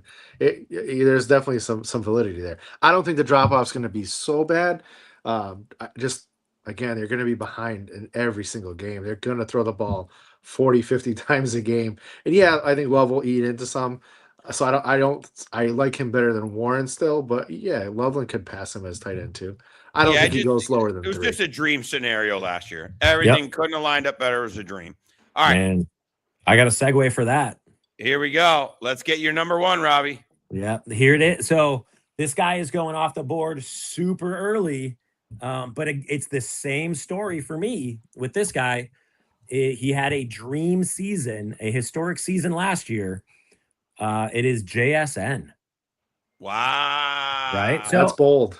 right. So elite talent, but I don't think the volume is going to be there like it was last season. And I don't think the target share, right. So like my worry is he had two forces that were coming together last year to turn into what happened last season where he was so elite. The target share was just monstrous. And it was on a team that ran more than any other team, right? I don't think that's going to change, but I think that target share I think it's 36% of targets went to a wide receiver on a team that barely passed the ball. It is, for those two things to happen again, the odds against that are very high, right? I don't see it happening again. So I don't want to pay for him in round 1 when I think both. I think there's going to be regression on targets and target share. Yeah. So listen, I'm with you. You're buying a guy to peak. Now, when we're saying bust or fade, like in a first round pick who's going elite. Number 5, it's like 4 spots for me. Okay. Right. So I moved him down to like the 109 and he's going at the 105.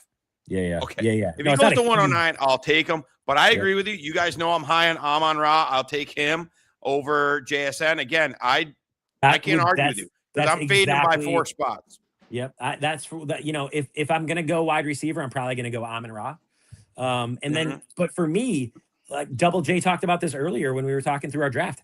I'm an old school guy that I like just instinctually, I want to go running back in round 1. It's just, it's been hammered into my head for 10 or 15 years that the most scarce position is running back, and those guys get injured, and you have to have a stable of them to be prepared for those injuries, where I don't see as many injuries at wide receiver. And I think that position is just so much deeper. And I love a lot of the middle to late round wide receivers that I'd feel comfortable going a running back when on the board, it says best overall right now is JSN. All right. So I'm going to put your feet to the fire a little bit. Yeah. JSN or Jonathan Taylor? I would still go JSN there. JSN or James Cook?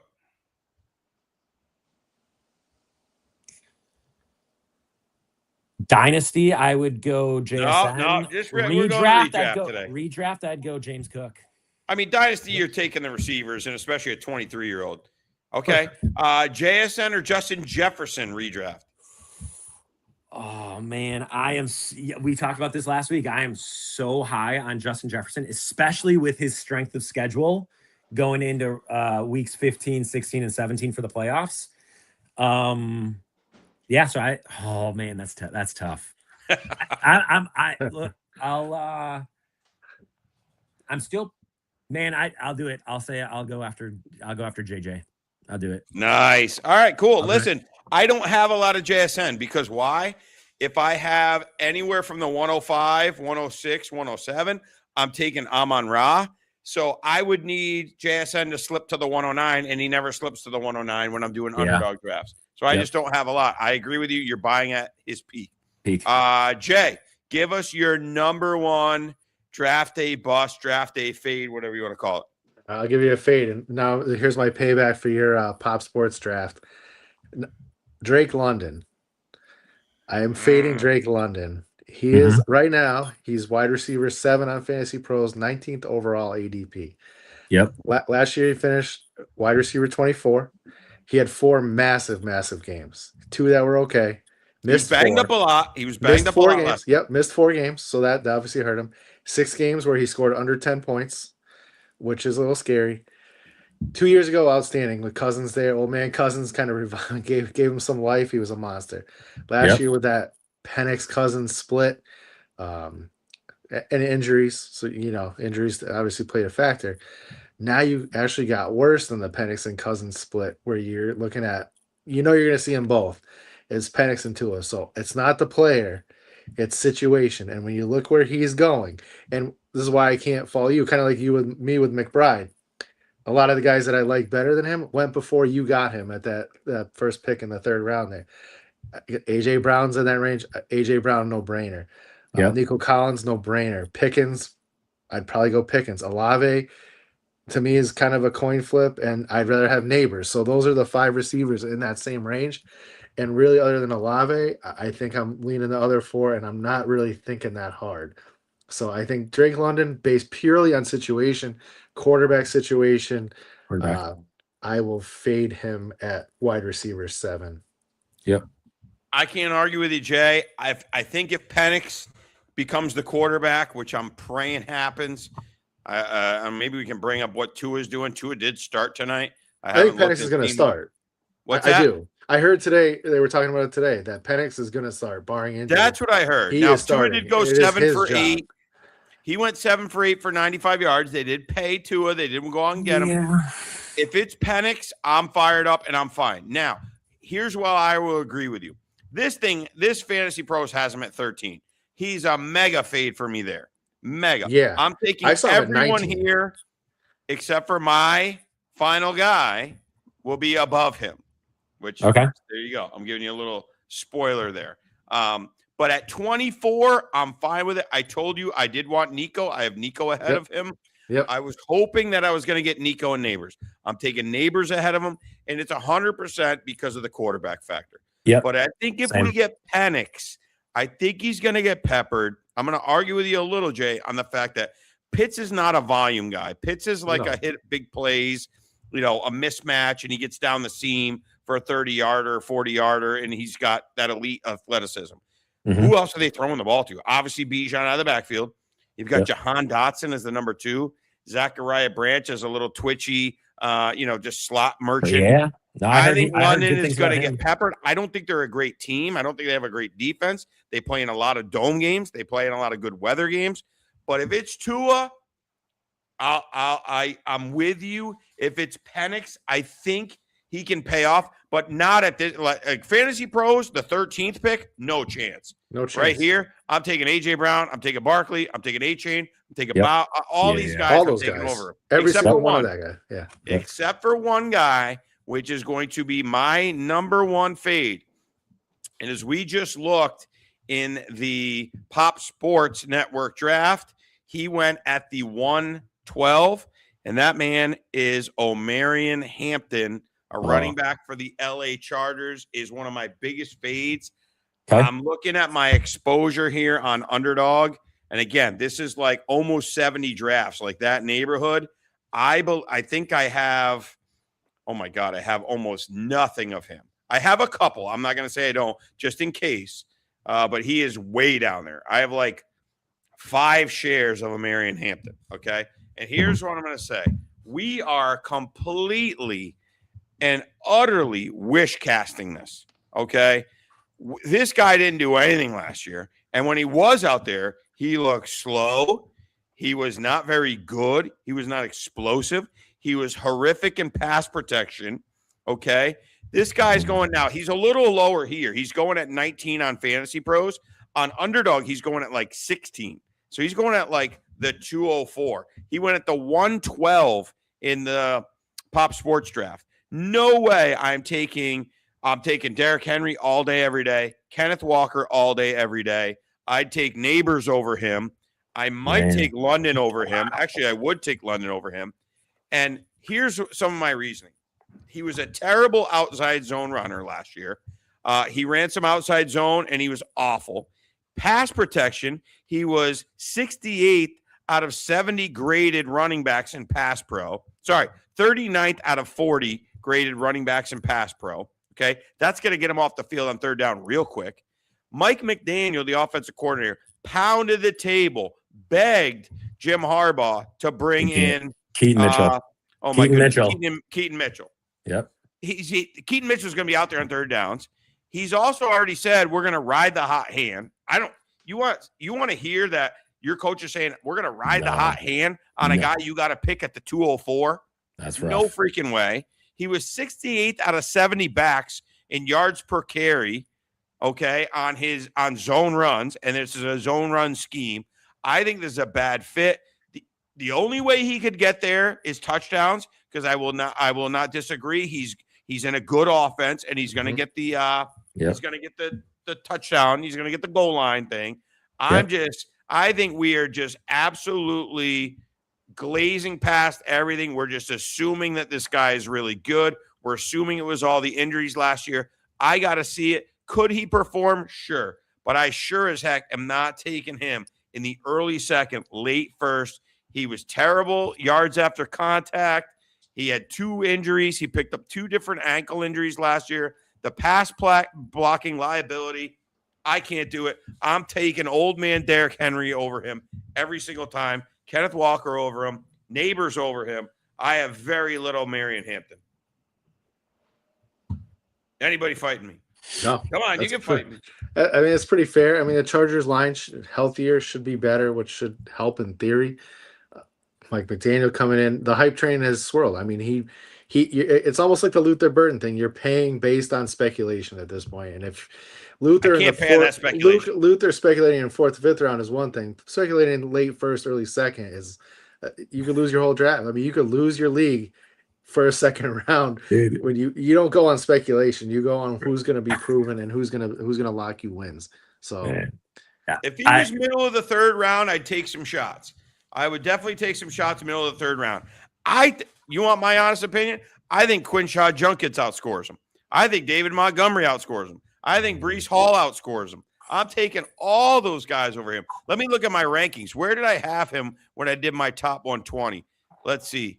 I had him at 25th, and that was probably too high. The more I think about it, I'm moving guys even further past him. We're getting into actual where I got to click the button, right? Because we could say all these things all summer long, and we could say these things, right, on this show, and we could say it to each other. But when you got to actually click the button, I can't click the button on that dude, man.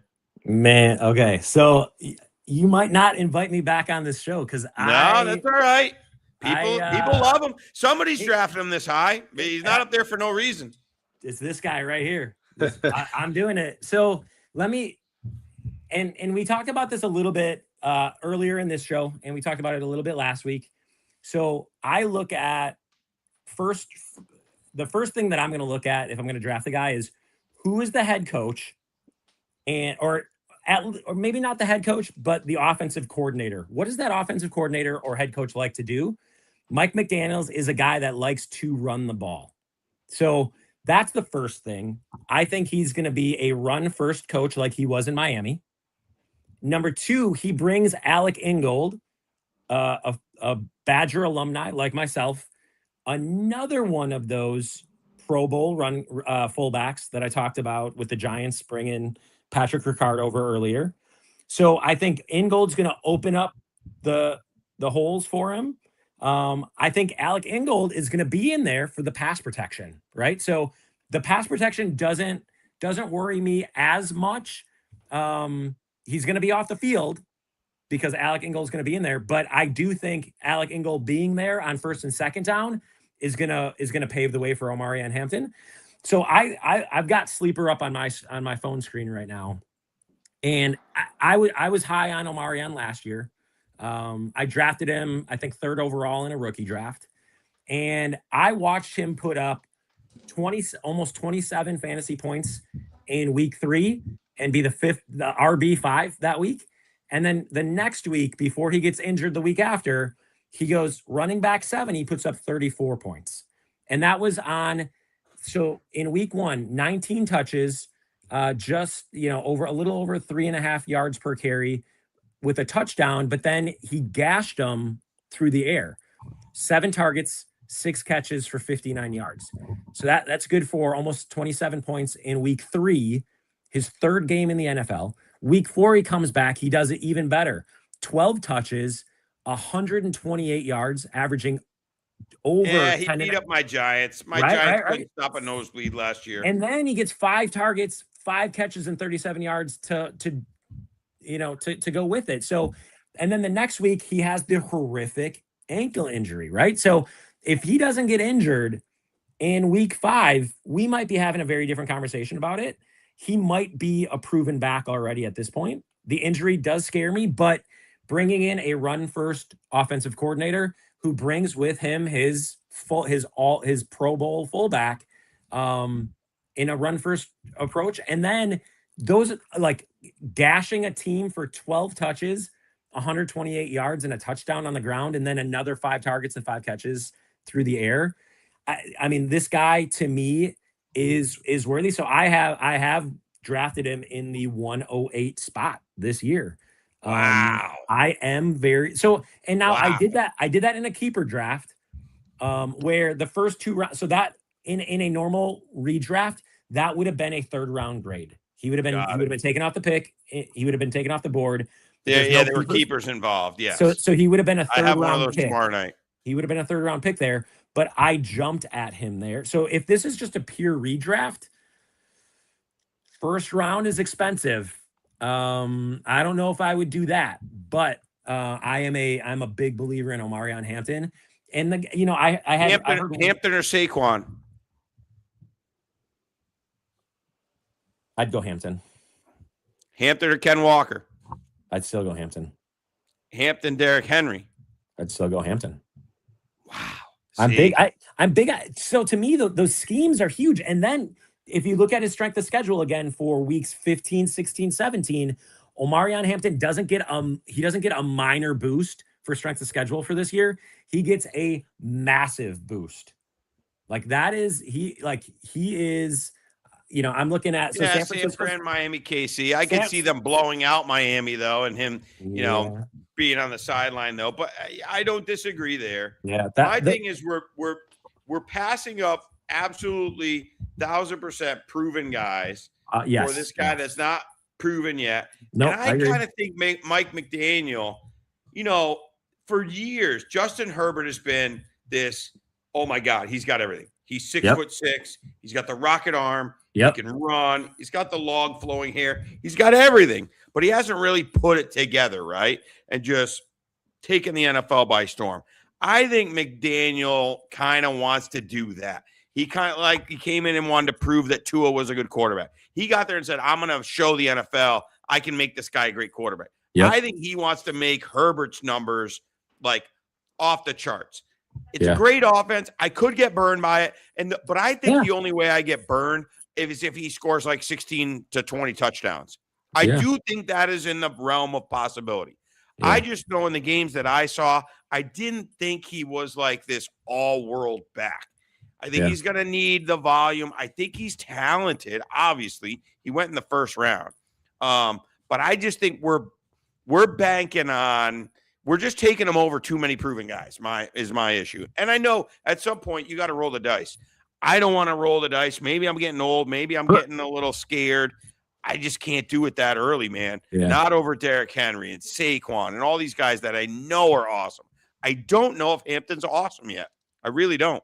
Hey, dude, when I look at the end of the season when he came back from injury, in weeks 14, 15, and 16, he averages over 4 yards a carry in the first 2 weeks, and then the third week he averages over 5 yards a carry. Right. So like there like this is a mixed bag. I would love to see at the end of this season. My hope is Omarion Hampton is healthy the whole year, and then we can judge him on a full year's on a full year basis.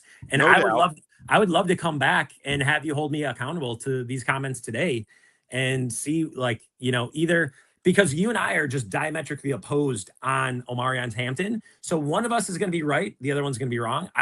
I'm happy to come back, and if I've got egg on my face, I'm happy to of take course. accountability That's what makes fantasy football great. Listen, I'm in these dynasty leagues, and there's actually a couple of leagues. I'm sure you have these leagues where, I've got 4 or 5 leagues, or, 2 main ones where all the chatter's in there. And we got there's some serious shit talking going on. Okay. Serious.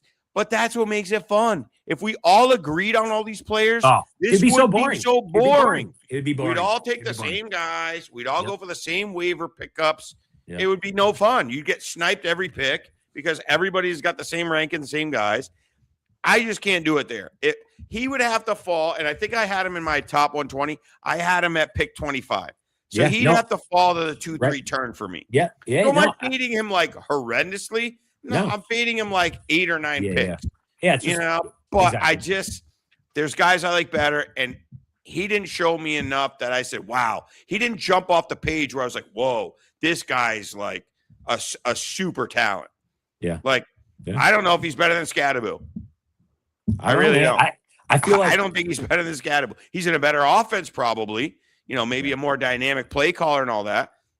Jay, you got to be the third man, right? We're tied 1-1, and maybe you could be Switzerland. You could say I like him at ADP. I don't mind. If I lean closer to Robbie than you on this one. I think I would fade him a little, but not.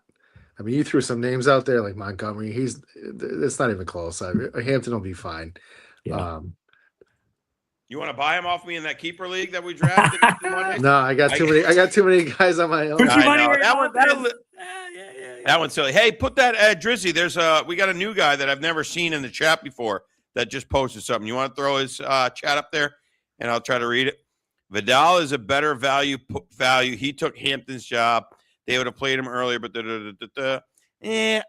I don't fully agree with you there, Niner, but I do think Vidal will get involved. And again, this just goes back to that Mike McDaniel quote. I'm going to ride the hot hand. Vidal looked pretty good. Vidal didn't take the job. Vidal took the job when Hampton got hurt. Yeah. Yep. He didn't play it that good that he stole the job. I don't think, Niner. No. I remember McDaniels with Miami had a chance. I know he had and Mostert. So he had that season where he had those 2 guys, so fantasy relevant. There's a world where Vidal they both could have some run. I know, but I'm taking him in the early second I wouldn't take round. Keaton Mitchell too. That's what scares me. I got to take him early second round. Right. Yeah. A little too. All right, gentlemen. This has been an absolute blast. Giants are up 10-6. That was my big bet. Giants minus 2.5 tonight. John Harbaugh loves winning in the preseason. Yankees game, Red Sox, huge game. Finally, it's nice that Yankees Red Sox hasn't been a huge rivalry the last handful of years because Red Sox have been so bad. Yankees are up 1-0. I'm going to watch the rest of that. Now, can I put you on the spot? What's that? Before we sign off, can I put you guys on the spot? Do whatever you got to do. Let's go. I got nowhere to be. What is your biggest rivalry, regardless of sport, across any sport? Are you guys Michigan, Ohio State, Duke, North Carolina? What is your number one rivalry that you care the most about? Man, it's hard to put one. But if gun to your head, when the Yankees and Red Sox are fighting for the division or they're playing in the playoffs, I don't think there's anything better than Yankees Red Sox. For me, Jay's not a Yankee fan. No, I would also say, unfortunately, UConn. When we were in the Big East back with Syracuse and all that, I would probably say UConn Syracuse. Now it's kind of UConn Duke, but they don't play guaranteed every year. So that rivalry's kind of gone by the wayside. Obviously, the Giants and Philly, but I would say, as somebody being in Connecticut, where we're right in the middle, and I'm a diehard Yankees fan, when the Yankees and Red Sox are both good, there's nothing better. My opinion. Yeah. Double J, So, what about you? Okay. so if you're asking me which one I care about, I The most. hate the Packers. There you I'm go. so Bears Packers, and it's that's the only one I care about. I know Yes. that is Yes. I don't mind the Vikings, the Lions. Who Yes. cares? Yo. When I see Green Bay, my stomach's in knots for the week because the last 20 years have been rough. Man, okay. But I think So- we're finally getting it back. All right. So the reason I asked that is Double J, you got to get on healthy lineups then. So when you create a profile, so the wait list is open now. You guys are definitely going to want to get on the wait list before September 7th. I'm not going to tell you what the season-long Survivor prize is. I will tell you it is a 5-figure prize, and that is on a $15 entry. All right. So you want to get in there. But the reason that I asked the rivalry question is when you join the wait list, I do require you say, this is my favorite team across NFL, college football, NBA, college basketball, and baseball. And then I think that's pretty typical. I think there's a lot of you can have the badges, on Sleeper. But what I am also doing is saying, hey, if you say my favorite team is the Bears, does that mean I want to know what's your most hated rival? And I'm going to force people to say the Packers are my most hated rival, or if I'm saying Yankees for MLB, that the Red Sox are my most hated rival, because I want to know across everyone that plays in DFS which rivalries which ones rise to the top, because we're gonna have the five main sports there. I want to find out of the five. You might have the biggest rivalry in your sport, but now that they're all going head to head, who is higher? So I do want to see how that's going to play out here over the next year, and I'm going to have it. It's going to be a rolling 30-day ranking. So if people are in there and they're putting in lineups, every time you put in a lineup, you're going to support your favorite rivalries for each of the sports. So would love to have you join the wait list. Yeah, Jay, definitely download it. It's super easy to download. I had a blast with the games last night. I'm looking forward to it because you have a chance to win. You have a chance. You go in these DraftKings things, there's a reason they're in business. They got all these bots in there. They got all these people that are creating a gazillion lineups. You got almost a better chance of going out and getting struck by lightning or hit by a bus. I mean, let's be honest, right? Like, at least in this, it's one entry. You're going against other human beings. And it was a lot of fun. I came in second last night. It was a blast. I look forward to playing it all year, Robbie. So Healthy Lineups app. It's on the iPhone and the iStore. Go ahead. What else you got? Yeah, no, that was the only thing I wanted to just see, because I'm really, really interested to see how that ends up playing out. Is it going to be like I went on there. I'm in. We talked a lot about.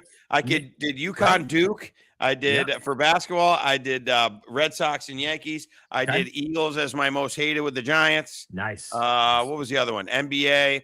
I'm not a huge NBA guy. I do root for the Orlando Magic, so I think I put whatever team. What's LeBron on? Wherever LeBron is, that's the team I hate. Philly. Sixers. Yeah, so I put Sixers as the most hated, but I'm not really much of an NBA guy. Okay. All right, so programming notes. All right, I know it's going to be a sad one at the moment, but my kids started a little more advanced soccer league, and they have practice Friday nights for the next 7 weeks. Okay. So I've already talked to Drizzy Drin and the guys at Pop Sports about this. So I don't get home till about 9 o'clock on Friday nights. I got to be at work at 6 a.m. tomorrow. I've got 4 lessons and a golf tournament. Saturdays are crazy. So anywho, we're going to starting next week. I'm doing a Sunday morning, 8 o'clock in the morning show. I know it's an early riser for you, Robbie. That's like 7 a.m. I'm going to have to put the Friday nights on hold for about 7 weeks. Yep. We're going to see. So here's the cool part. We give you all the stuff, right? Jay's been on my Friday night show a lot. We go through every single game. We tell you who we like for fantasy. We break it down from a point spread thing, who we would bet. I actually make bets while we're on air. So you put your money where your mouth is. Oh, I put my money where my mouth is. Yeah, we do a lot of player props, which obviously correlates with fantasy. But a lot of times I'm giving out this stuff, and I'm not naive. Okay. This Friday night time slot is probably not the greatest time slot in the universe for a live YouTube stream, right? Like People are going out on date night. People are going out to the bar. People are watching Yankees Red Sox right now. All these different things. But a lot of people watch on Saturday or they'll watch it Sunday morning Sundays, is what right. people are telling me. Right. A lot of times the lines that I give you and the spreads I give you Friday night, by Sunday morning, they've changed. They've changed. They've changed. I could tell you, remember, Jay, we were on Trey McBride a lot last year. You know, hey, hammer Trey McBride over 72.5 receiving yards, right? Well, you go on Sunday morning, if you didn't bet it, you didn't watch the show, it's up to like 78.5. I mean, that's a lot, 6 yards. I'm interested to see this Sunday morning show. I'm hoping from time to time you guys have an open invite to come on. Yeah. What I want the show to be is similar to what we did on Friday nights, Jay, where we go through each game, we go through the spread, blah, blah, blah. But I want to get a little more, hopefully, active chat, maybe answer some start-sit questions, maybe answer some DFS questions. Hey, should I play this running back room or this running back room, blah, blah, blah. And I'm hoping going nice and early at 8 in the morning. That's when I watch. Honest to goodness, like when I'm like running errands or doing something, I actually have YouTube on, and there's some very good accounts that answer these questions. I always want to hear other people's thoughts, just like I want to hear your guys' thoughts on these players. I'm thinking if we go on at air, me going on at 8 in the morning, we may be the first guys on air on YouTube answering these questions, going through the game. So that's the plan for the next 7 weeks while my kids are in this new league. I just getting home at 9:30 at night. It's just not feasible for me. So that's the plan going forward. Sure. You guys have a complete open invite. Anything else you want to leave the viewers with until we have actual real football coming? What do you guys got for drafts? I got a draft tomorrow night. Jay, so do I. I got your cousin's draft tomorrow night, and then Sunday we have the OE auction. Dude, you got any drafts? I've got an in-person draft tomorrow. Then I got a Tuesday, September 1st draft.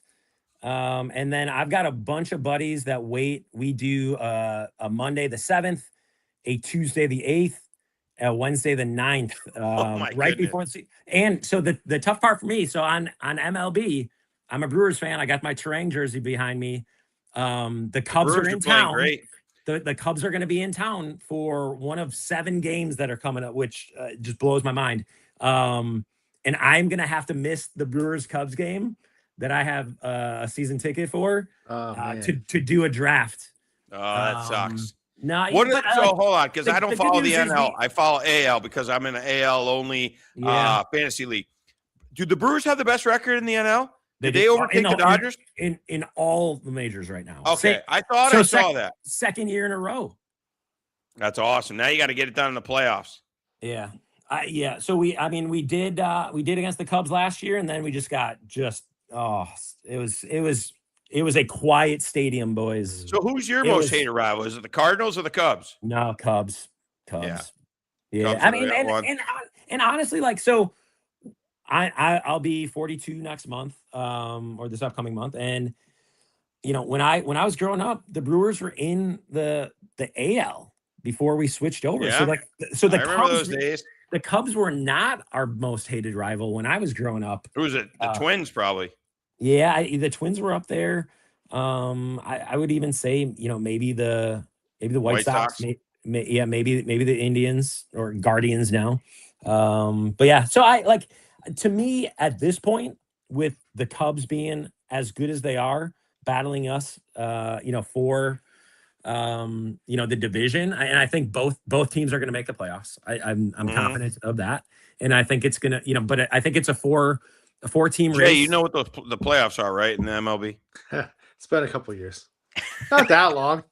I know. I'm just kidding. They beat the Brewers last time they were in. All right. Wait, are you a Mets fan? I'm a Mets fan. Yeah. No, I was at a Mets game. So I've gone to all the playoff games the last few years.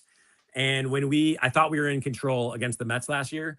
Yeah. The year before. Yeah. And that was a silent stadium when that turned around late in that game. Oh yeah, that Alonso home run against Devin Williams. So Devin Williams is such a bum. And then the Mets went and got him 2 years later after the Yankees gave up on him. That's terrible. When you signed him, I said, I almost threw up. That was horrible. It worked out well.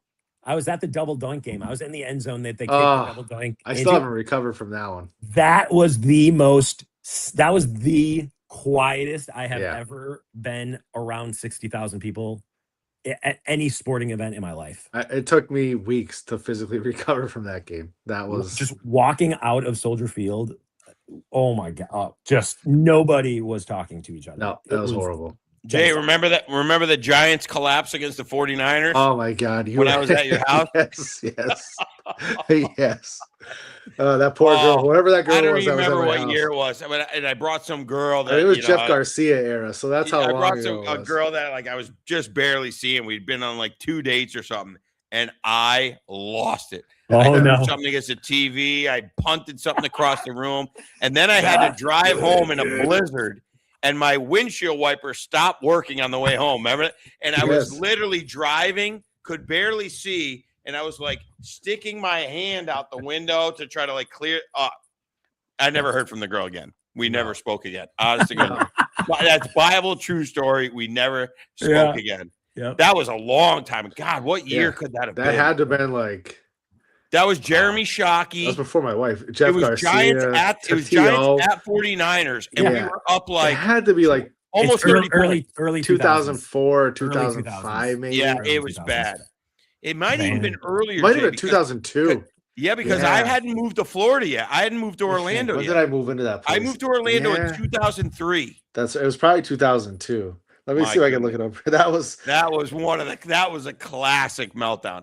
I literally lost it. I didn't say a word to this girl. We almost died about 3 times on the way home. She thought I was a psycho. She probably thought I was gonna like drive her off into like some woods. 2002 NFC wild card. 49ers won 39-38. 39-38.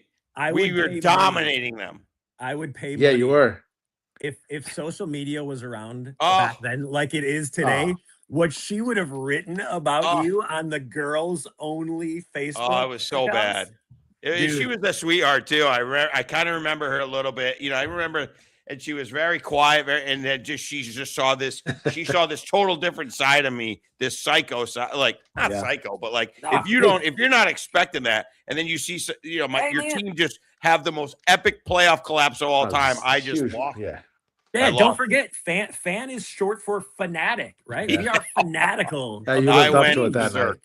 Yep. Yeah, that was one of my biggest kind of wig outs of all time. But hey, guys, total blast. You got the open invite any Sunday morning you want to get on. And who knows, maybe we can make it 8:30, something like that. I'm an early riser. And I think we'll get out in front of it. We'll rip through the games. I think it'll be good for our own selves and our fantasy sit decisions because I love talking ball with you guys. Listen. Hey, man. Unless you're on healthy lineups, there's not a lot of decisions to make when you're drafting position groups. Exactly. And listen, I'm open-minded.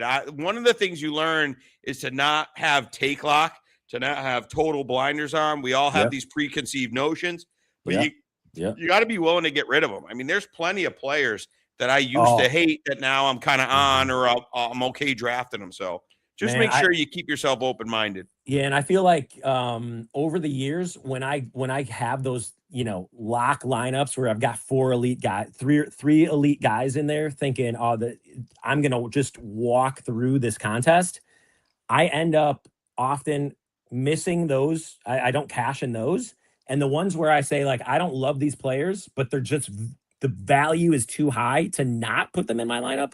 That's when I make money, right? So. You never know. That's why we play the games. If we could predict these things for sure, if we had the Marty McFly playbook from what's that, Back to the Future 2 or 3, which 2 I think is when he gets he's got all the scores right in that book, that sports book. It wouldn't be as much fun. So thank you guys for coming on. Drizzy Drin, thanks for hanging with us for 2 hours and 9 minutes almost. So thanks for hanging in there. I know it was a long show, but a very important show. Hopefully we got your minds working. We know you all have drafts coming up. This is it for draft season, man. The next couple weeks is prime time draft season.